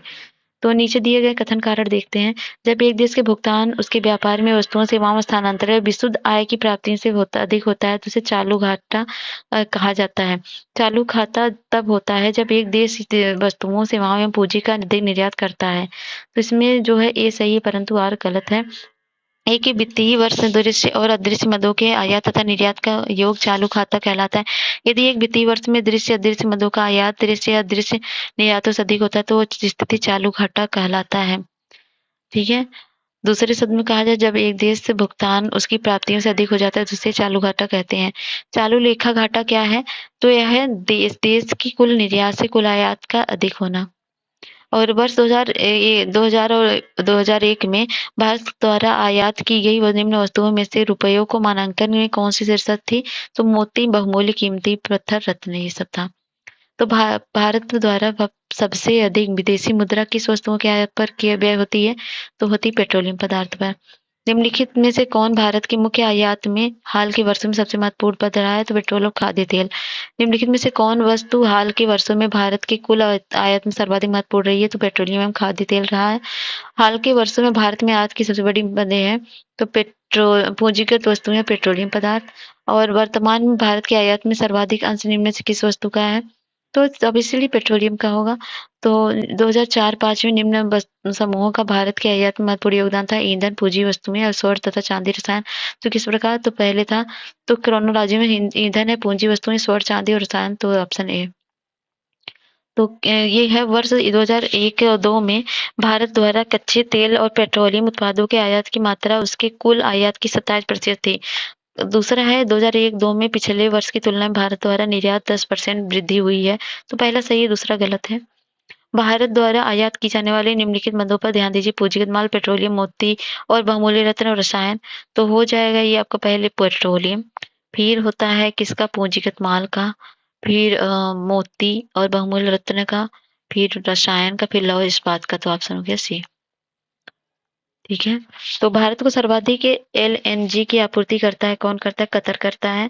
कभी कभी समाचार में पाए जाने वाला पद वेस्ट टेक्सास इंटरमीडिएट निम्नलिखित में से किस एक पदार्थ की श्रेणी संबंधित है? तो वह कच्चे तेल की। हल्दिया बंदरगाह कौन सी वस्तु आयात की जाती है? तो पश्चिम बंगाल स्थित हल्दिया बंदरगाह से आयात की जाने वाली वस्तु है उर्वरक है और हेतु कच्चा माल, खाद्यान्न, चीनी, अखबारी कागज, कुकिंग, केरोल, पेट्रोल और को चूना पत्थर, लौह इस्पात और मशीनरी, स्क्रेप, सब्जियां इत्यादि हैं। उपर्युक्त विकल्पों में 3 विकल्प हैं। वैकल्पिक पेट्रोलियम पदार्थ, इस्पात और मशीनरी जैसे हैवी मशीन टूल्स शामिल हैं। यह हल्दी बंदरगाह से आयात किया जाता है। आयात की प्रक्रिया प्रारंभ होती है ईडेंट से। तो ठीक है। और साख पत्र एल और सी किस दिया जाता है? ये दिया जाता है एक आयातकर्ता को। ये लेटर ऑफ क्रेडिट और डॉक्यूमेंट्री क्रेडिट बोला जाता है। साख पत्र प्रस्तुत करता है आयातकर्ता द्वारा। वर्ष 2004-5 में निम्न में से किस मद का भारत के निर्यात में सर्वाधिक हिस्सा था? तो विनिर्मित वस्तुएं क्या? ठीक है। निर्यात व्यापार के बदलते स्वरूप में सूचित होता है कि भारतीय अर्थव्यवस्था का संरचनात्मक रूपांतर आधुनिकीकरण के पक्ष में हो रहा है। इस प्रवृत्ति का सर्वोच्च सूचक है निर्यातों के विनिर्मित उत्पादों के अंश में वृद्धि। निम्नलिखित में से किस वस्तु का 2017 में भारत की निर्यात सर्वाधिक रहा है? तो वह रहा है अभियांत्रिकी वस्तुएं का। फिर नेक्स्ट है निम्नलिखित में से कौन समूह भारत के निर्यात की सबसे बड़ी मद है? तो वह है इंजीनियरिंग, सामान तथा चाय। और अगला है पिछले कुछ वर्षों में मूल्य के संदर्भ में भारतीय निर्यात का सबसे महत्वपूर्ण मद रहा है तो इंजीनियरिंग सामान रहा है। अगला है भारत में निम्नलिखित में से कौन सी वस्तु का निर्यात अधिकतम होता है? तो वह होता है अभियांत्रिकी माल का। किसके निर्यात से भारत की निर्यात आय में सर्वाधिक योगदान होता है? तो वह होता है कृषि एवं संबद्ध उत्पादों से। निम्नलिखित में से कौन सा भारत में सबसे बड़ी निर्यात मद है? तो वह है रासायनिक वस्तुएं। फिर है भारत के निर्यात व्यापार में सबसे बड़ा प्रतिशत हिस्सा किसका है? हीरे जवाहरात तथा आभूषणों का। वर्ष 2010 के आंकड़ों के अनुसार भारतीय निर्यात में रत्नों का गहनों पर प्रतिशत भाग है लगभग 18। भारत अधिकतम विदेशी मुद्रा किसके निर्यात में कमाता है? तो कपड़ा में। हीरे के निर्यात से भारत को काफी अधिक आय होती है। इसमें निम्नलिखित में से किस कारक का योगदान होता है? तो इसमें विशेषज्ञों की उपलब्धि जो आयातित हीरों की कटाई और पालिश करते हैं ताकि बाद में उसका निर्यात हो सके। भारत के मध्य पूर्व के शुष्क और अर्धशुष्क देश निम्नलिखित में से किस बड़े वर्ग का निर्यात करते हैं? तो करते हैं फल और ताड़ तेल का। तिरुपुर और विश्व के अनेक क्षेत्रों को निम्नलिखित वस्तुओं में किसके निर्यात के लिए सुप्रसिद्ध है? तो बुने हुए वस्त्र के लिए। विश्व कपड़ा निर्यात में भारत का स्थान है द्वितीय। नेक्स्ट है भारतीय कपड़े का सबसे बड़ा आयातक देश है तो है संयुक्त राज्य अमेरिका। वर्ष 2007, 8 और 8, 9 में निम्नलिखित में से डॉलर के रूप में भारत के निर्यात में किस राज्य का योगदान सर्वाधिक है? तो महाराष्ट्र का। वर्ष 2001-2 में भारत के कुल निर्यात के मान में 2.17% झुकाव आया और उससे ऋणात्मक विकास हुआ। वर्ष 2001-2 में लोहे का इस्पात काफी कपड़े और समुद्री उत्पादों के निर्यात में ऋणात्मक वृद्धि हुआ। इसमें से जो है एक गलत है और सही है, तो पढ़ लीजिए। तो नए आंकड़ों को पढ़िए। अगला है लौह अयस्क। लौह अयस्क जो होता है ये होता है कहाँ पे? ये जापान में। और चमड़े का सामान जो है वो होता है रूस में। और चाय जो होता है चाय चाय यूके में। और सूती कपड़ा कहाँ पर यूज होता है? वो तो गंतव्य देश है यूएसए। तो इस तरह से ऑप्शन हो गया बी। भारत द्वारा 2003-4 में इस्पात का सबसे अधिक निर्यात किया गया चीन को। फिर है नेक्स्ट भारतीय चमड़े का निर्यात सबसे अधिक किया जाता है ये संयुक्त राज्य अमेरिका को। भारत निर्यात में 1994-95 किस दर से बढ़ा? तो वह बढ़ा 18%। नीचे दिए गए वर्षों में किसमें भारतीय निर्यात में वृद्धि का प्रतिशत सबसे अधिक था? तो 4-5 में। और निम्नलिखित में से किस देश को प्रतिस्थापित करते हुए भारत चावल का सबसे बड़ा निर्यातक हो गया? तो हो गया थाईलैंड में। संसार का सर्वाधिक चाय निर्यातक देश है तो वह है केन्या।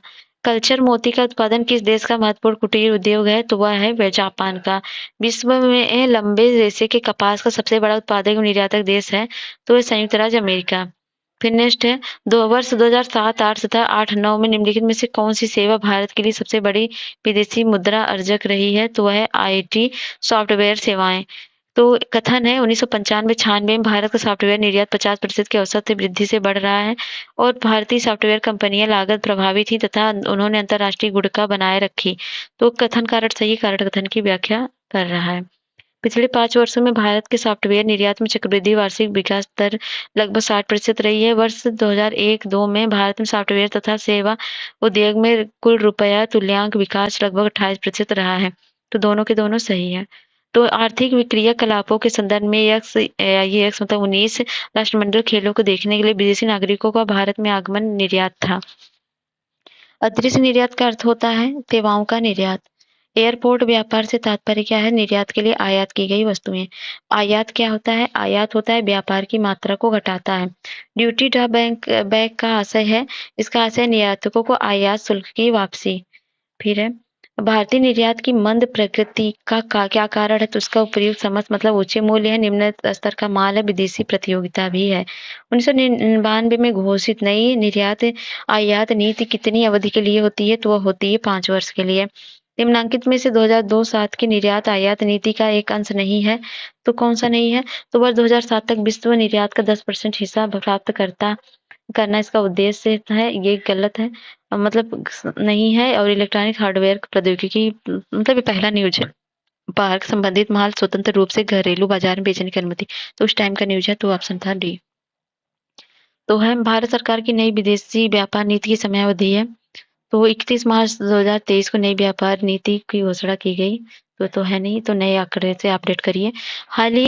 अभी हाल ही में विदेशी व्यापार नीति से संबंध निम्न कथनों पर विचार कीजिए। यह नीति समयावधि 2005-10 के लिए है। इसका प्रमुख उद्देश्य नीति के अंतिम वर्ष तथा वैश्विक वस्तु व्यापार में भारत के अंश को दोगुना कर देना है। तो दूसरा सही है और पहला गलत है। और यह नीति आर्थिक विकास पर जोर देती है, ना कि रोजगार पर। तो ऑप्शन हो गया बी। तो ये जो है प्रश्नकाल के संदर्भ में अवधि में केंद्र सरकार नई विदेशी व्यापार नीति 2004-9 घोषणा की थी, 4 में की। इसके तहत अगले 5 वर्षों में निर्यात औसत 20% की वृद्धि करते हुए 2009 तक विश्व व्यापार में भारत की हिस्सेदारी दोगुनी करने का लक्ष्य था किया गया था। इस नीति में आर्थिक विकास के साथ-साथ रोजगार सृजन पर भी बल दिया गया था। नई विदेशी व्यापार नीति का उद्देश्य विश्व व्यापार में भारत की भागीदारी को 2009 तक कितने करने का है, तो 1.50%। भारतीय व्यापार नीति 2009 से 14 का लक्ष्य है, तो वैश्विक व्यापार व्यापार में भारत का अंश 2020 तक दोगुना करना और 2014 तक भारत की वस्तुओं और सेवाओं के निर्यात को दोगुना करना। तो ऑप्शन हो गया सी, ये नहीं होगा, ये बी दूसरा गलत है। वे पंजीकृत निर्यातक जिनका अनेक वर्षों तक निर्यात निष्पक्ष उच्च स्तरीय रहा है माने जाते हैं, स्टार व्यापार गृह के रूप में माने जाते हैं वो। फिर है नई एक्सिम नीति उदारवादी व बाजार परख है तथा भूमंडलीय व्यापार के अनुकूल है। गैट ने अर्थव्यवस्था के उदारीकरण में एक महत्वपूर्ण भूमिका निभाई। तो इसमें जो है दोनों सही है, लेकिन दोनों एक कारण कथन की व्याख्या नहीं कर रहा है। इनमें से किसका नाम मार्च 2014 तक के लिए निर्यात हेतु उत्कृष्ट नगरों में नहीं रखा गया? तो 39 शहरों का अतिरिक्त निर्यात उत्कृष्ट शहर के रूप में निर्दिष्ट किया गया है अभी प्रेजेंट के डाटा के अनुसार। एक बंद अर्थव्यवस्था वह होती है जिसमें क्या होता है, ना तो निर्यात होता है ना तो आयात होता है। वैश्वीकरण की प्रक्रिया से अभिप्राय क्या है? अंतर्राष्ट्रीय व्यापार में बाधाओं को समाप्त करना। भारतीय अर्थव्यवस्था का वैश्वीकरण का अर्थ क्या है? एक दूसरे देशों के साथ आर्थिक संबंधों में लगे प्रतिबंधों को यथासंभव कम करना। वैश्वीकरण में सम्मिलित नहीं है तो सार्वजनिक क्षेत्र की इक्विटी का विनिवेश नहीं है, आयात शुल्क में कमी है, आयात लाइसेंसिंग का उन्मूलन है, प्रत्यक्ष विदेशी निवेश का उन्मूलन प्रवाह, ये सब है। वैश्वीकरण संबंध निम्न कथनों में से कौन सा सही नहीं है? तो इसने भारतीय उद्योगपतियों को विदेशी निवेश प्राप्त करने के लिए उत्साहित किया है, सही है। इसने शिखर के उद्योगपतियों को विदेश में बड़े प्रतिष्ठानों को खरीदने के लिए प्रेरित किया, भी सही है। इसने विदेशी कंपनियों को भारतीय कंपनियों को खरीदने के लिए लालायत किया, ये भी सही है। इसने भारत में छोटे उद्यमियों में आशावाद को एक बोध पैदा किया है, तो ये गलत है। वैश्वीकरण संबंध विदेशी निवेश एवं बृहद कंपनियों से है, अतः छोटे उद्यमियों का इसके प्रति आशावान होना तर्कसंगत नहीं है। कथन है आर्थिक उदारीकरण की महत्वपूर्ण नीति साधन है पूंजीगत माल पर आयात शुल्क में कमी। कारण है आयात शुल्क में कमी से स्थानीय उद्यमियों को विश्व बाजार का सामना करने के लिए प्रौद्योगिकी का सुधार करने में सहायता मिली है। तो कथन कारण सही, कारण कथन की व्याख्या कर रहा है। किसके शासनकाल में भारत में उदारीकरण के प्रथम चरण को आरंभ किया है? तो बीवी नरसिम्हा राव। भारत में बहुराष्ट्रीय कंपनियों को प्रोत्साहन देना, बढ़ावा देना है, ये देना है इन सभी नीतियों द्वारा, मतलब उदारीकरण और निजीकरण और वैश्वीकरण द्वारा। फिर अगला है निम्नलिखित में से कौन सा भारत के 1991 में आर्थिक नीतियों के उदारीकरण के बाद घटित हुआ? तो इसमें क्या घटित हुआ? जीडीपी में कृषि का अंश बृहत रूप से बढ़ा गया, गलत है। विश्व व्यापार में भारत के निर्यात का अंश बढ़ा, ये सही है। एफडीआई का अंतर्मान बढ़ गया और भारत का विदेशी विनिमय भंडार बहुत बृहद रूप से बढ़ा, तो तीनों सही है, तो हो गया ऑप्शन बी। अगला 1991 में आर्थिक सुधार के बाद भारतीय अर्थव्यवस्था के निम्न में से क्या परिवर्तन हुआ? तो इसमें जो है ये एफडीआई का अंतर प्रभाव बढ़ गया, विदेशी विनिमय कोष में वृद्धि हुई, ये सही है। कृषि का हिस्सा बढ़ा नहीं था, ऐसा कुछ नहीं है। स्वतंत्र व्यापार नीति उस नीति को बताती है जहां प्रशुल्क अनुपस्थित होता है। भारत में स्वतंत्र व्यापार क्षेत्रों की स्थापना की गई निर्यात उद्योगों के संवर्धन के लिए। स्वतंत्र व्यापार क्षेत्र उसे कहते हैं जहां उद्योग उत्पादन शुल्क से मुक्त है तथा वे निर्यात के लिए उत्पादन करते हैं। भारत में विशेष आर्थिक क्षेत्र नीति घोषित की गई, तो ये की गई अप्रैल 2000 में। फिर है स्पेशल इकोनॉमिक जोन की नीति देश में पहली बार प्रारंभ की गई, तो 2000 में। विशेष आर्थिक क्षेत्र अधिनियम प्रभावी हुआ, तो यह 2006 में। विशेष आर्थिक जोन अधिनियम संसद द्वारा पारित किया गया वर्ष 2005 में। फरवरी 2006 में प्रभावी हुए। ESEZ एक्ट 2005 के कुछ उद्देश्य हैं, इस संदर्भ में निम्नलिखित पर विचार कीजिए। तो इसमें अवसंरचना सुविधाओं का विकास है, विदेशी स्रोतों के निवेश को प्रोत्साहन है, केवल सेवा क्षेत्र में निर्यात का प्रोत्साहन गलत है, बाकी दोनों सही है। अगला है निम्नलिखित में से कौन एक सेज का उद्देश्य नहीं है? तो विदेशी निवेश को हतोत्साहित करना, ये नहीं है। बाकी नवीन तकनीकों का प्रयोग, अतिरिक्त आर्थिक क्रियाकलाप और सृजन और अतिरिक्त रोजगार अवसरों का चयन, ये सब है। निम्न में से किस एक नगर में विशिष्ट आर्थिक खेल मतलब नहीं है? तो वह है इसमें नहीं है, संता खुर्जा वगैरह पढ़ लीजिए, ठीक है। एशिया का प्रथम निर्यात प्रसंस्करण क्षेत्र 1965 में स्थापित हुआ था, यह हुआ था कांडला में। भारत का प्रथम निर्यात उपयोगीकरण क्षेत्र सृजन हुआ था, यह हुआ था कांडला में। अगला क्वेश्चन है 131। निम्नलिखित से कौन सा एक जगह मुक्त व्यापार क्षेत्र में नहीं है? तो वर्तमान शहर में मुक्त व्यापार क्षेत्र के अंतर्गत शामिल है, तो सभी शहर शामिल हैं। अगला, भारत के प्रथम EPZ की स्थापना हुई थी 1965 में। भारतवर्ष SEZ नीति बनाई गई थी 2000 में। बड़ोदरा पटोला सिल्क के लिए प्रसिद्ध है। मध्य प्रदेश पन्ना सोने के खानों के लिए प्रसिद्ध है, तो कौन सा सही है? तो 1 2 3 तीनों सही है। निजी क्षेत्र का प्रथम निर्यात प्रक्रिया, ये क्या है? क्या ही नौटंकी है, स्टार्ट होता नहीं वीडियो की। तो मैंने तो पहले ही बढ़ा दिया था, थोड़ा रिकॉर्डिंग में प्रॉब्लम हो गई थी। चलिए, निजी क्षेत्र का प्रथम निर्यात प्रक्रिया क्षेत्र स्थापित किया गया, तो सूरत में स्थापित किया गया था। नंदीग्राम जेट क्षेत्र जैसे नीति के अंतर्गत किस समूह को अनुमति दी गई थी? तो वो है सलीम समूह को। तो पश्चिम बंगाल की नदी संग्राम क्षेत्र में सेज SEZ नीति के अंतर्गत सलीम समूह को विशेष तौर पर जेम्स एंड ज्वेलरी के लिए अनुमति दी गई थी। तो गत वर्ष की अपेक्षा विशेष आर्थिक क्षेत्रों में निर्यात विकास हुआ 2007-8 में। नेक्स्ट क्वेश्चन है, अनुमोदित एवं क्रियाशील विदेश आर्थिक क्षेत्रों की सबसे अधिक संख्या जून 2012 में किस राज्य में थी? तो वह थी आंध्र प्रदेश में। इनमें से किसके द्वारा जनवरी 2017 में सेज इंडिया मोबाइल ऐप शुरू किया गया? तो वो वाणिज्य एवं उद्योग मंत्रालय द्वारा। फिर निम्नलिखित में से कौन सा संगठन भारत में आयात निर्यात को प्रभावित करते हैं? तो वो हैं खनिज एवं धातु व्यापार निगम, आयात निर्यात बैंक और राज्य व्यापार निगम और भारतीय उद्योग, तो सभी के सभी। निर्यात आयात बैंक का गठन भारत में किस वर्ष हुआ था? तो वह हुआ था 1982 में। कौन सा संगठन विदेश व्यापार का समर्थन करता है? तो ये करता है ECGC, मतलब export credit guarantee corporation of India, और ये state trading corporation of India, और है minerals and metal trading corporation of India, तो सभी के सभी हैं। ECGC संबंधित है, तो इसमें निर्यात नीति एवं बीमा से संबंधित है। नेक्स्ट है, निम्नलिखित संगठनों में से कौन सा निर्यातकों की विभिन्न जोखिमों हेतु बीमा प्रदान करता है? तो है एक्सपोर्ट क्रेडिट एवं गारंटी कॉर्पोरेशन। तो निम्न में से कौन सी संस्था निर्यात वित्तीयन एवं बीमा से संबंधित है? तो वह है ECGC। निम्नलिखित में भारत की कौन सी संस्था निर्यात व्यापार के जोखिम का बीमा करती है? तो निर्यात साख एवं गारंटी निगम। EPCZ का मुख्य रूप क्या है? तो export program for credit generation है। फिर नेक्स्ट है, इंडिया ब्रांड इक्विटी फंड की स्थापना किस वर्ष हुई थी? तो 1996 में हुई थी। मॉर्गन स्टैनले ने भारत की गणना 1998 में अधिक बढ़ती हुई बाजारों के रूप में की, तभी उसे निम्नांकित स्थान प्राप्त किया गया। तीसरा, भारत की संभाव्यता और आकार को देखते हुए भारत में पर्यटन उद्योग अन्य अनेक देशों की तुलना में काफी छोटा है। इस संबंध निम्नलिखित में से कौन सा कथन सही है? तो भारत में पर्यटकों को आकर्षित करने के लिए आवश्यक आधारित संरचना अपर्याप्त है। अगला, विश्व पर्यटन संगठन की 2006 में रिपोर्ट के अनुसार उस वर्ष सर्वाधिक पर्यटकों ने यात्रा की थी, तो फ्रांस में। संयुक्त राष्ट्र विश्व पर्यटन संघ की रिपोर्ट के अनुसार विश्व का सर्वाधिक भ्रमण वाला देश है फ्रांस है। निम्नलिखित 2010 में भारतीय पर्यटकों का सर्वप्रिय गंतव्य देश कौन था? तो सिंगापुर था। निम्नलिखित वर्षों में से किस वर्ष में देश में विदेशी पर्यटकों को आगमन में विगत वर्ष की अपेक्षा गिरावट दर्ज की गई? तो 2009-10 में। निम्नलिखित में से भारत का कौन सा राज्य विदेशी टूरिस्ट सबसे अधिक आते हैं? तो वह महाराष्ट्र में। वर्तमान डाटा के आधार पर निम्नलिखित में से कौन सा राज्य जिसमें आने वाले डोमेस्टिक टूरिस्टों की संख्या सबसे अधिक है? तो वह आंध्र प्रदेश। प्रसिद्ध अंतर्राष्ट्रीय पत्रिका ट्रैवल्स एंड लेजर के सर्वेक्षण 2009 के पर्यटन के दृष्टिकोण से दुनिया में सर्वोत्तम शहर चुना गया, तो वो चुना गया उदयपुर को। अगला है, सन 2006 में नाथुला जिन देशों के बीच सीमा पार व्यापार के लिए पुनः खोला गया, वो भारत और चीन के बीच।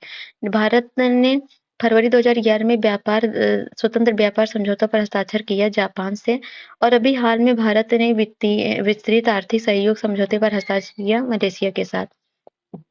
तो अगला है, हाल ही में देश में संयुक्त अरब अमीरात के साथ एक मुक्त व्यापार समझौता हस्ताक्षर किया गया इसराइल के साथ 31 मई 2022 को, इसराइल और सऊदी अरब के बीच। निम्नलिखित देश किन दो देशों में अभी तक हाल में द्विपक्षीय स्वतंत्र व्यापार समझौते पर हस्ताक्षर किए हैं? तो चीन और बांग्लादेश ने। 1995 से 2005 के दशक में निम्न देशों में किसी ने सर्वाधिक डंपिंग रोधी उपायों का उपयोग किया? तो भारत ने किया। सुपर 301 संबंधित है, तो मुक्त व्यापार में अवरोध से संबंधित है। भारतीय अंतर्राष्ट्रीय व्यापार मेला 2021 संदर्भ में कथन पर कौन सा सही है? ठीक है, क्या हो गया है इसको? चलिए अब नेक्स्ट करेंगे हम। विदेशी विनिमय FDI और तथा विदेशी ऋण। आर्थिक उदारीकरण नीति का एक महत्वपूर्ण लक्ष्य है भारतीय रुपये के लिए पूर्ण परिवर्तनीयता प्राप्त करना। इसका समर्थन किया जा रहा है क्योंकि यह भारत में विदेशी पूंजी के प्रवाह को अधिक आकर्षित करेगा। नेक्स्ट क्वेश्चन है, रुपये की परिवर्तनीयता का तात्पर्य क्या है? इसका तात्पर्य रुपये को अन्य प्रमुख मुद्राओं तथा अन्य मुद्राओं को रुपये के रूप में मुक्त परिवर्तनीयता देने की अनुमति। तो इसमें रुपये के मूल्य को बाजार शक्तियों का निर्धारण मिल देना, तो ऑप्शन हो जाएगा सी। वर्तमान में रुपये की परिवर्तनशीलता का अर्थ है रुपया सभी प्रकार के चालू व्यवहारों के लिए विदेशी मुद्रा में परिवर्तनीय है। भारतीय रुपये को चालू खाते में पूर्ण परिवर्तनीय बनाया गया 1994 में। चालू खाते में रुपये की पूर्ण परिवर्तनीयता को किस वर्ष घोषित किया गया? 1994 में। भारतीय रुपये को परिवर्तनीय बनाया गया चालू खाते 1994 में। भारतीय रुपये को मार्च 1994 में निम्नलिखित में से किस खाते में परिवर्तनीय बनाया गया? तो चालू खाते में। तो अगला क्वेश्चन है, रुपये की पूर्ण विनिमयता का अभिप्राय हो सकता है अन्य अंतर्राष्ट्रीय मुद्राओं के साथ इसका मुक्त प्रवाह, देश के भीतर और बाहर किसी निर्धारित स्थान पर किसी अन्य अंतर्राष्ट्रीय मुद्रा के साथ इसका सीधा आदान प्रदान, इसके द्वारा किसी अन्य अंतर्राष्ट्रीय मुद्रा की ही भांति कार्य करना। तो इसमें जो है पहला दूसरा सही, तीसरा गलत है। अगला है, ये निम्नलिखित कथनों पर विचार कीजिए। भारतीय रुपये पूर्णतः परिवर्तनीय है। ये परिवर्तनीय है भुगतान शेष को चालू लेखा के संबंध में, भुगतान शेष के पूंजी लेखा में नहीं है, सोड़ में नहीं है, तो पहला ऑप्शन सही है। अगले, भारतीय रुपये की पूंजीगत लेखा परिवर्तनीयता का अर्थ क्या होता है? इसका अर्थ होता है कि वित्तीय परिसंपत्तियों के व्यापार के प्रयोजन से भारतीय रुपये का किसी प्रमुख मुद्रा के विनिमय में किया जा सकता है। मतलब निम्नलिखित में से कौन सा पूंजीगत लेखा की रचना करते हैं? तो विदेशी ऋण, प्रत्यक्ष विदेशी निवेश और निजी प्रेषित धन और पोर्टफोलियो निवेश। तो इसमें जो होगा 1, 3, 4 सही होगा, दूसरा प्रत्यक्ष विदेशी निवेश नहीं होगा। अगला, तारापुर समिति निम्नलिखित में से किस एक से संबंधित है? तो ये पूर्ण पूंजी लेखा संपरिवर्तनीयता से संबंधित है। भारतीय रुपये की पूर्ण परिवर्तनीयता के प्रश्न का परीक्षण किस समिति द्वारा किया गया? तो तारापुर समिति द्वारा। मुद्रा के मूल्यांकन का अर्थ क्या है? तो इसका अर्थ है अंतर्राष्ट्रीय व्यापार में प्रयुक्त मुद्राओं की तुलना में देश की मुद्रा का मूल्य घट जाना। अगला क्वेश्चन दिया है, अवमूल्यन का अर्थ होता है, इसका अर्थ होता है अन्य देशों की मुद्राओं के संदर्भ में मुद्रा का अपने देश की मुद्रा का मूल्य घट जाना। भारत में रुपये का मूल्यांकन पहली बार किस वर्ष में किया गया? तो 1949 में। जुलाई 1991 में मुद्रा का मूल्यांकन कितने प्रतिशत किया गया था? तो 18। निम्न में से किस वित्तीय वर्ष में भारतीय रुपये को 2 बार मूल्यांकन किया गया था? तो किया गया था 91 और 92 में। तो किसी मुद्रा के मूल्यांकन का प्रभाव यह है कि यह अनिवार्य रूप से किस में होता है? तो ये होता है विदेशी बाजारों की घरेलू निर्यातों की प्रतिस्पर्धता को बढ़ाना, घरेलू मुद्राओं के विदेशी मूल्य को बढ़ाना, ये गलत है। व्यापार संतुलन में सुधार लाना, ये भी गलत है, तो ऑप्शन ए होगा। अगला है, निम्नलिखित पर विचार कीजिए और नए कोट से चयन कीजिए। कारण कथन है मुद्रा का मूल्य निर्यात को बढ़ावा दे सकता है, सही है। और मूल्य से अंतर्राष्ट्रीय बाजार में घरेलू उत्पादों का मूल्य गिर जाता है, ये भी सही है। अगला है, कथन कारण है मुद्रा का मूल्य निर्यातों को बढ़ाने के लिए किया जाता है, विदेशी बाजार में घरेलू वस्तुएं सस्ती हो जाती हैं, तो दोनों के दोनों ऑप्शन सही है। और कारण कथन की व्याख्या कर रहा है, मुद्रा के मूल्य से परिणाम क्या? देश के निर्यातों को बढ़ाना और आयातों को घटाना। जब कोई देश अपनी मुद्रा का मूल्यांकन करता है तो उसका प्रभाव होता है कि आयात महंगे हो जाते हैं और निर्यात सस्ते हो जाते हैं। एक देश अपनी मुद्रा के मूल्यांकन का सहारा लेता है व्यापार शेष को ठीक करने के लिए। अगला है, निम्न में से कौन सा एक मुद्रा का मूल्यांकन का प्रभाव नहीं है? तो इससे आयातकर्ता देश में मुद्रास्फीति होती है, सही है।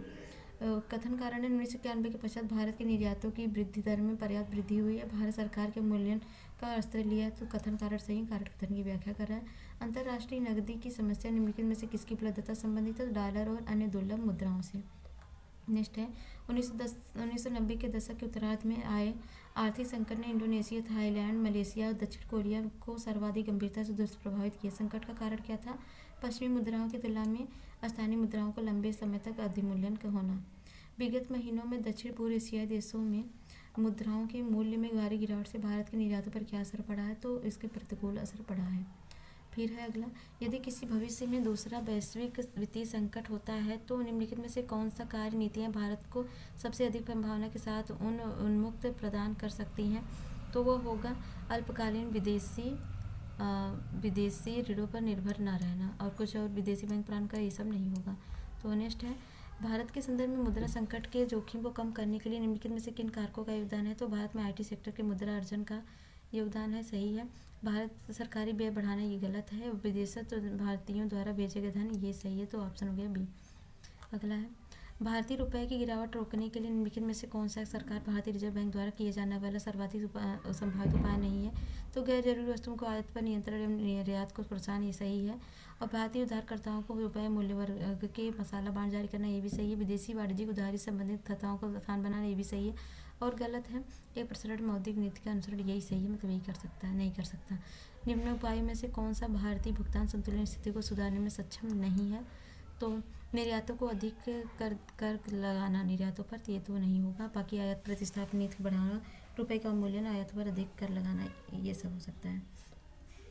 अगला निम्नलिखित कार्रवाई पर विचार कर जो सरकार द्वारा किए जाते हैं। घरेलू मुद्रा का अवमूल्यन और उन उपयुक्त नीतियों का लागू करना जिनसे देश में अधिक FDI से अधिक निधि आए। तो पर इनमें से कौन सी क्रिया चालू खाते को घटाने में सहायक है? तो पहला और तीसरा है, दूसरा नहीं, ऑप्शन डी। नेक्स्ट है, गत दशक में भारत के निम्नलिखित क्षेत्रों में से किसने सबसे अधिक भारत में सीधा विदेशी निवेश आकर्षित किया? तो है सेवा क्षेत्र ने। फिर नेक्स्ट है, भारत में किस क्षेत्र में प्रत्यक्ष विदेशी निवेश इक्विटी प्रभाव उच्चतम है? तो सेवा क्षेत्र में है। भारत में कौन सा क्षेत्र सबसे अधिक प्रत्यक्ष विदेशी निवेश इक्विटी प्रभाव को आकर्षित करता है? सेवा क्षेत्र। तो इसमें भी सेवाओं से है। तो पिछले एक दशक में भारत के निम्नलिखित देश क्षेत्र में से किस क्षेत्र में सर्वाधिक प्रत्यक्ष विदेशी निवेश प्रवाह आकर्षित हुआ? तो सेवा क्षेत्र में। प्रत्यक्ष विदेशी निवेश 1997-2000 का बेहतर भाग था सेवा क्षेत्र को। तो अगला है, हाल के वर्षों में भारत को अधिक विदेशी पूंजी आकर्षित करने की सफलता मिली है। यह मिली है जीवन बीमा व्यवसाय से, बैंकिंग क्षेत्र से, ऑटोमोबाइल के क्षेत्र से, मेडिकल, पर्यटन और फिल्म निर्माण से नहीं, बाकी ये तीनों से है। तो ऑप्शन हो गया ए। भारतीय बाजार में विदेशी मुद्रा अर्जित करने के लिए जो अवसर मिले हैं वह है निम्न से कौन सा है? पर्यटन, परिवहन, चिकित्सा, संरक्षण, चमड़े का सामान, तो ये सभी है। अगला, बिहार में अप्रैल-जून 2018 के दौरान किस क्षेत्र में सर्वाधिक FDI इक्विटी अंतर्प्रवाह को आकर्षित किया है? तो सेवा क्षेत्र ने।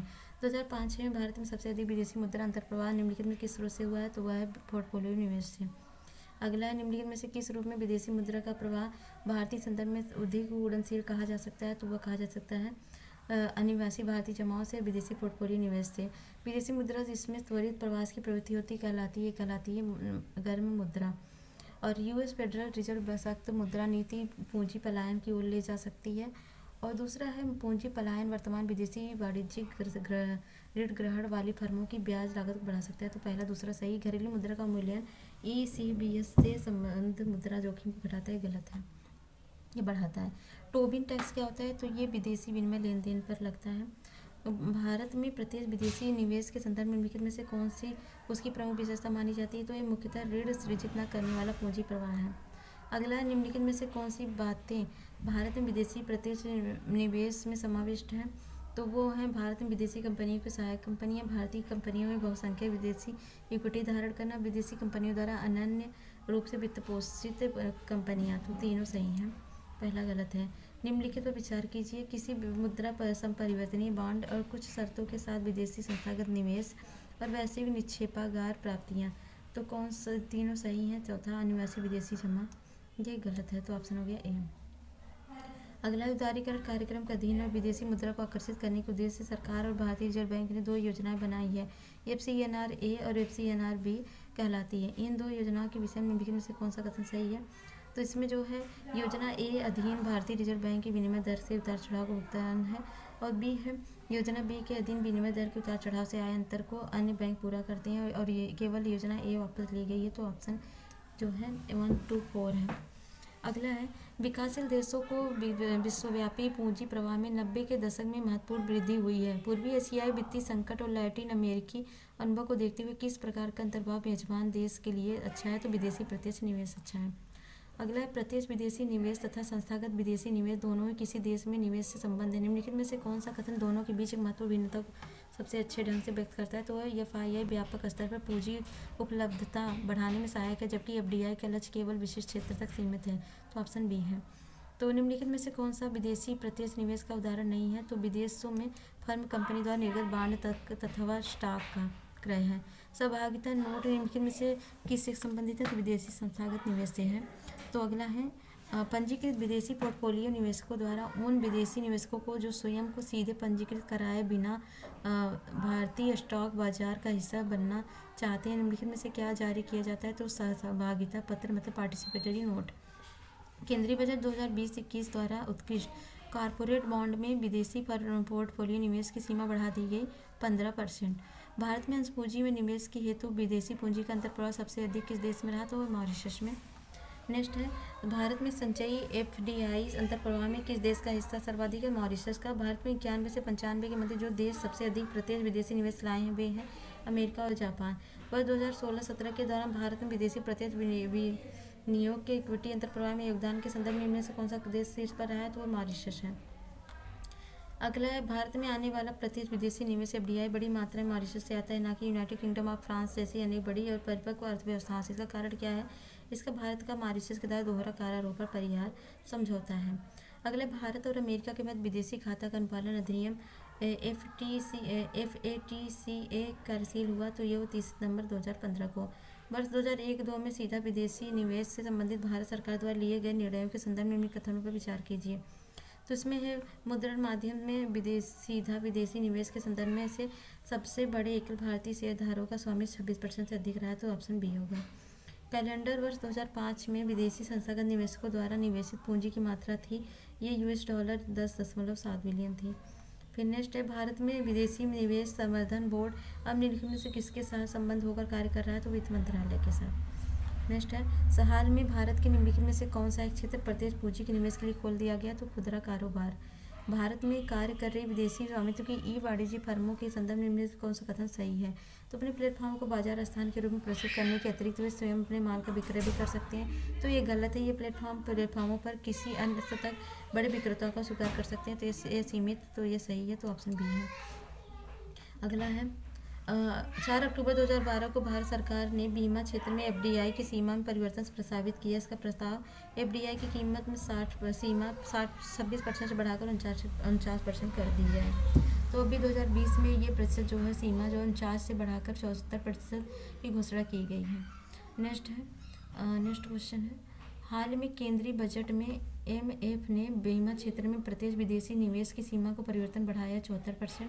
लघु उद्योग क्षेत्र में 1995-96 विदेशी पूंजी निवेश फॉरेन इक्विटी निर्धारित की गई 24%। अगला है, किस देश को ऋण जाल में फंसा हुआ कहा जा सकता है? तो उसे बकाया कर्ज पर ब्याज भुगतान के लिए ऋण लेना पड़ता है तब। वर्ष 2010 के अंत में भारत पर विदेशी ऋण पार हो चुका $300 बिलियन। तो भारत का अधिकांश विदेशी ऋण सरकारी तत्वों के ऋणी होने के द्वारा है। भारत सारा विदेशी ऋण $, के मूल्य वर्ग में यूज करता है, तो कौन सा सही है? तो दोनों के दोनों गलत हैं। तो भारत अधिकांश विदेशी ऋण सरकारी नहीं बल्कि गैर सरकारी है, और ये डॉलर के रूप में होता है, बिलियन डॉलर, ठीक है। तो अगला कई में है, जैसे भारतीय रुपये में है, SDR में है, जापानी येन में है, यूरो में है। भारत के बाह्य क्रेडिट 2017 निम्नलिखित में से कौन सा अवयव मुख्य रहा है? तो वाणिज्यिक साक्ष्य रहा है। भारत का विदेशी ऋण मार्च 2000 के अंत में 98,158 मिलियन अमेरिकी डॉलर से बढ़कर 2001 के अंत में लगभग 1,225 मिलियन अमेरिकी डॉलर तक पहुंचा, वाणिज्यिक उधार और NRI जमा पूंजी में वृद्धि के कारण। नेक्स्ट है, निम्नलिखित में से कौन सी संस्था विदेशी वाणिज्यिक उधारी को विनियमित करती है? तो भारतीय रिजर्व बैंक। विश्व बैंक की ग्लोबल डेवलपमेंट फाइनेंस रिपोर्ट 2010 के अनुसार विश्व के 5 सबसे कर्जदार देशों का सही आरोही क्रम है, रूस, चीन, तुर्की और ब्राज़ील, भारत। तो अभी क्रमशः चीन, ब्राज़ील, भारत, मैक्सिको और इंडोनेशिया है। इस समय निम्नलिखित में से कौन सा देश सर्वाधिक बाह्य ऋणग्रस्त है? तो है संयुक्त राज्य अमेरिका। बाह्य ऋण के आकार और घटकों के आधार पर विश्व बैंक में भारत का वर्गीकरण किया कम ऋणी देश के रूप में। बाह्य ऋण के आकार के घटकों के आधार पर विश्व बैंक के कम ऋणी देश के रूप में मतलब वर्गीकृत किया गया है भारत को। अगला है, भारत के बाद विश्व बैंक से जून 2010 तक सबसे अधिक ऋण प्राप्त करता है मैक्सिको। वर्ष 2001 में भारत में तजाकिस्तान को $5 लाख मिलियन देने का प्रस्ताव किया गया सूखे की स्थिति से जूझने के लिए। वर्ष 2001 में जर्मनी ने भारत को $32 मिलियन के ऋण की मंजूरी दी, तो यह टिहरी बांध परियोजना के लिए। अगला है, हरित बांड के संबंध में निम्न में से कौन सा कथन सत्य नहीं है?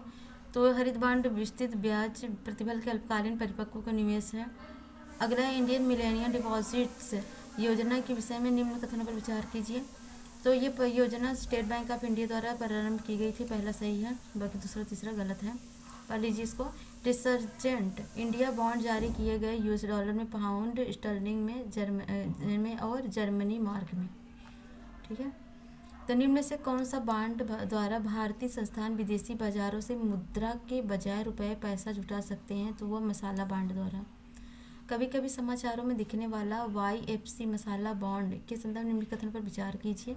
अंतर्राष्ट्रीय वित्त निगम जो इन बांडों को प्रस्तावित करता है विश्व बैंक की एक शाखा है। ये रुपया अंकित मूल्य वाले बॉन्ड हैं और सार्वजनिक एवं निजी क्षेत्र के ऋण वित्तीयन के स्रोत हैं। तो दोनों के दोनों ऑप्शन सही हैं। अगला है IL पूल खाते की समाप्ति प्रभावित होती है 1/4/2002 को।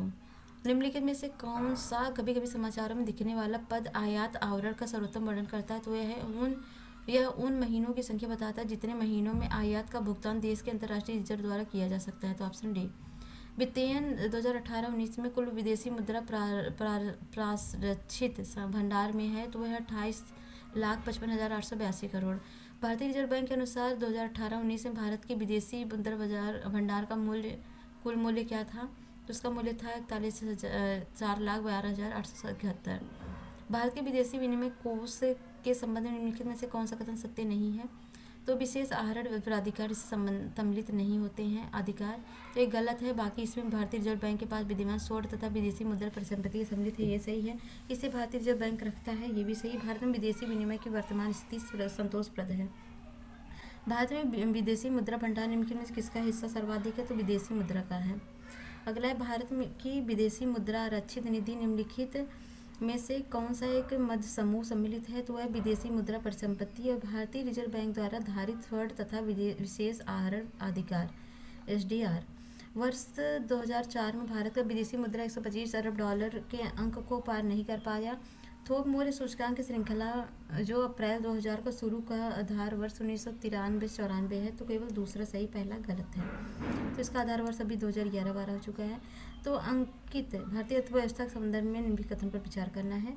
अंकित प्रभावी विनिमय दर नॉमिनल इफेक्टिव एक्सचेंज रेट नीर में से वृद्धि रुपए की मूल्य वृद्धि को दर्शाता है और प्रस्तावित प्रभावी दर रियल इफेक्टिव एक्सचेंज रेट जो है में वृद्धि व्यापार प्रतिस्पर्धात्मक सुधार को दर्शाती है। तो कौन सा सही? तो पहला सही, दूसरा गलत है। अन्य देशों में मुद्रास्फीति के सापेक्ष घरेलू मुद्रास्फीति में बढ़ने की प्रवृत्ति नीर और रीढ़ के बीच वर्धन अपसरण उत्पन्न कर सकती है। तो पहला तीसरा सही है। अगला निम्नलिखित कथन पर विचार कीजिए। किसी मुद्रा का अंतर्राष्ट्रीय बाजार मूल्य विश्व बैंक निर्धारित करता है, ये गलत है। संबंधित देश द्वारा प्रदत्त वस्तुओं सेवाओं की कितनी मांग है इस मांग है से निर्धारित होता है और ये संबंधित देश की सरकार की स्थिरता से निर्धारित होता है। दूसरा तीसरा सही है। नए रिजर्व बैंक गवर्नर के अनुसार निम्नलिखित कारकों में से कौन रुपए के विनिमय मूल्य को निर्धारित करते हैं? तो कौन से कारक हैं? तो मुद्रास्फीति, उच्च राजकोषीय घाटा, उच्च कच्चे तेल की कीमत। तो तीनों के तीनों हैं। अगला है निम्नलिखित में से कौन सा दी गई मुद्राओं के भारतीय रुपयों में उनके मूल्य के अवरोही क्रम का सही अनुक्रम है? तो US डॉलर, कनाडा का डॉलर, न्यूजीलैंड, हांगकांग डॉलर। तो ये सब है। अगला है हाल के वर्षों में रुपया निम्न में से किस मुद्रा के मुकाबले मजबूत है? तो डॉलर के मान। तो US डॉलर 81 रुपये है, कनाडियन डॉलर 61 है, न्यूजीलैंड का 51 है, हांगकांग का 10 रुपये 42 पैसे हैं। यदि एक समय अंतराल में बाजारी शक्ति द्वारा नियमित दर 60 रुपये प्रति डॉलर से बढ़कर बदलकर 65 रुपये डॉलर की जाए तो इससे रुपये का मूल्य ह्रास होगा, क्योंकि डॉलर कीमत बढ़ेगी तो मूल्य ह्रास होगा।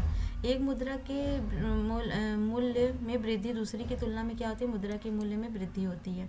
तो $1 60 रुपये परिवर्तित होकर 58 हो जाए तो क्या होगा? तो इससे होगा ये कि रुपया अधिमूल्यित होगा और डॉलर का मूल्य घट जाएगा। तो ऑप्शन होगा ए। निम्नलिखित में से कौन सी मुद्राएं कृत्रिम समझी जाती हैं? तो है SDR। तो SDR जो है स्पेशल ड्राइंग राइट ऐसी मुद्रा है जो IMF के लेन देन के लेखांकन के लिए इस्तेमाल होती है। नई एकल यूरोपियन मुद्रा का नाम क्या है? तो उसका नाम है यूरो। तो ऑस्ट्रिया संधि के आधार पर नई एकल यूरोपीय मुद्रा का जन्म हुआ जिसका नामकरण यूरो किया गया था। यूरो का औपचारिक सृजन 1999 में हुआ था, जबकि भौतिक रूप से नोट एवं सिक्के के रूप में यह 2002 में अस्तित्व में आई थी। भारतीय यूरोपीय मुद्रा संघ की मुद्रा होगी यूरो। और यूरो के लिए 1999 में कौन सा सत्य नहीं? तो ये चलन में है, तो तब चलन में नहीं थी, अभी चलन में है, तो सभी ऑप्शन सही होंगे। नई मुद्रा यूरो किस वर्ष में प्रारंभ की गई? 1999 में। यूरो राष्ट्रीय मुद्रा है यूरोपीय संघ के 12 राज्यों का, अभी 20 देश हो गए हैं। किस देश में यूरो को अपनी मुद्रा के रूप में नहीं स्वीकार किया? तो ब्रिटेन, स्वीडन, डेनमार्क को छोड़ करके 20 देशों ने स्वीकार किया है। यूरो डॉलर क्या है? तो यूरोप में परिचालित अमेरिकी यूएस डॉलर है। निम्न देशों में से किस एक की मुद्रा रुपया है? तो सेशल्स की मुद्रा रुपया है। बांग्लादेश की मुद्रा क्या है? टका है। और रुपया नेपाल की, दिनार इराक की है और लीरा जो है इटली की है।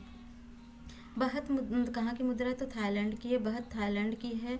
और टर्की जो लीरा जो है तुर्की की है। और डोंग जो है वियतनाम की है। और रियाल जो है ईरान की है। चीन की मुद्रा युआन है। और युआन किसकी मुद्रा है? तो चीन की है। दिनार मुद्रा नहीं है किसकी? तो सूडान की है। यूगोस्लाविया की, ट्यूनीसिया की, यूएई की नहीं है। यूएई की क्या है? दिरहम है। तो ये मिलान करना। रिंगिट जो है कहाँ की मुद्रा है? तो मलेशिया की है। बहत जो है थाईलैंड की है। रुपियात कहाँ की? इंडोनेशिया की। वान जो है दक्षिण कोरिया की है। तो ठीक है, यहाँ पर दिया गया है। अगला है मैक्सिको की मुद्रा क्या है? तो मैक्सिको की पेसो और ऑस्ट्रिया की सीलिंग और जापान की येन, सऊदी अरब की रियाल है। भारत में फेमा के संदर्भ में कौन सा कथन सही? तो फेमा के अंतर्गत विदेशी मुद्रा के नियमों के उल्लंघन को दंडनीय अपराध मानना समाप्त किया गया है। तो अगला नेक्स्ट है किस वर्ष विदेशी विनिमय प्रबंधन अधिनियम फेमा प्रभावी हुआ? तो 2000 में हुआ। तो अगला भारत सरकार ने किससे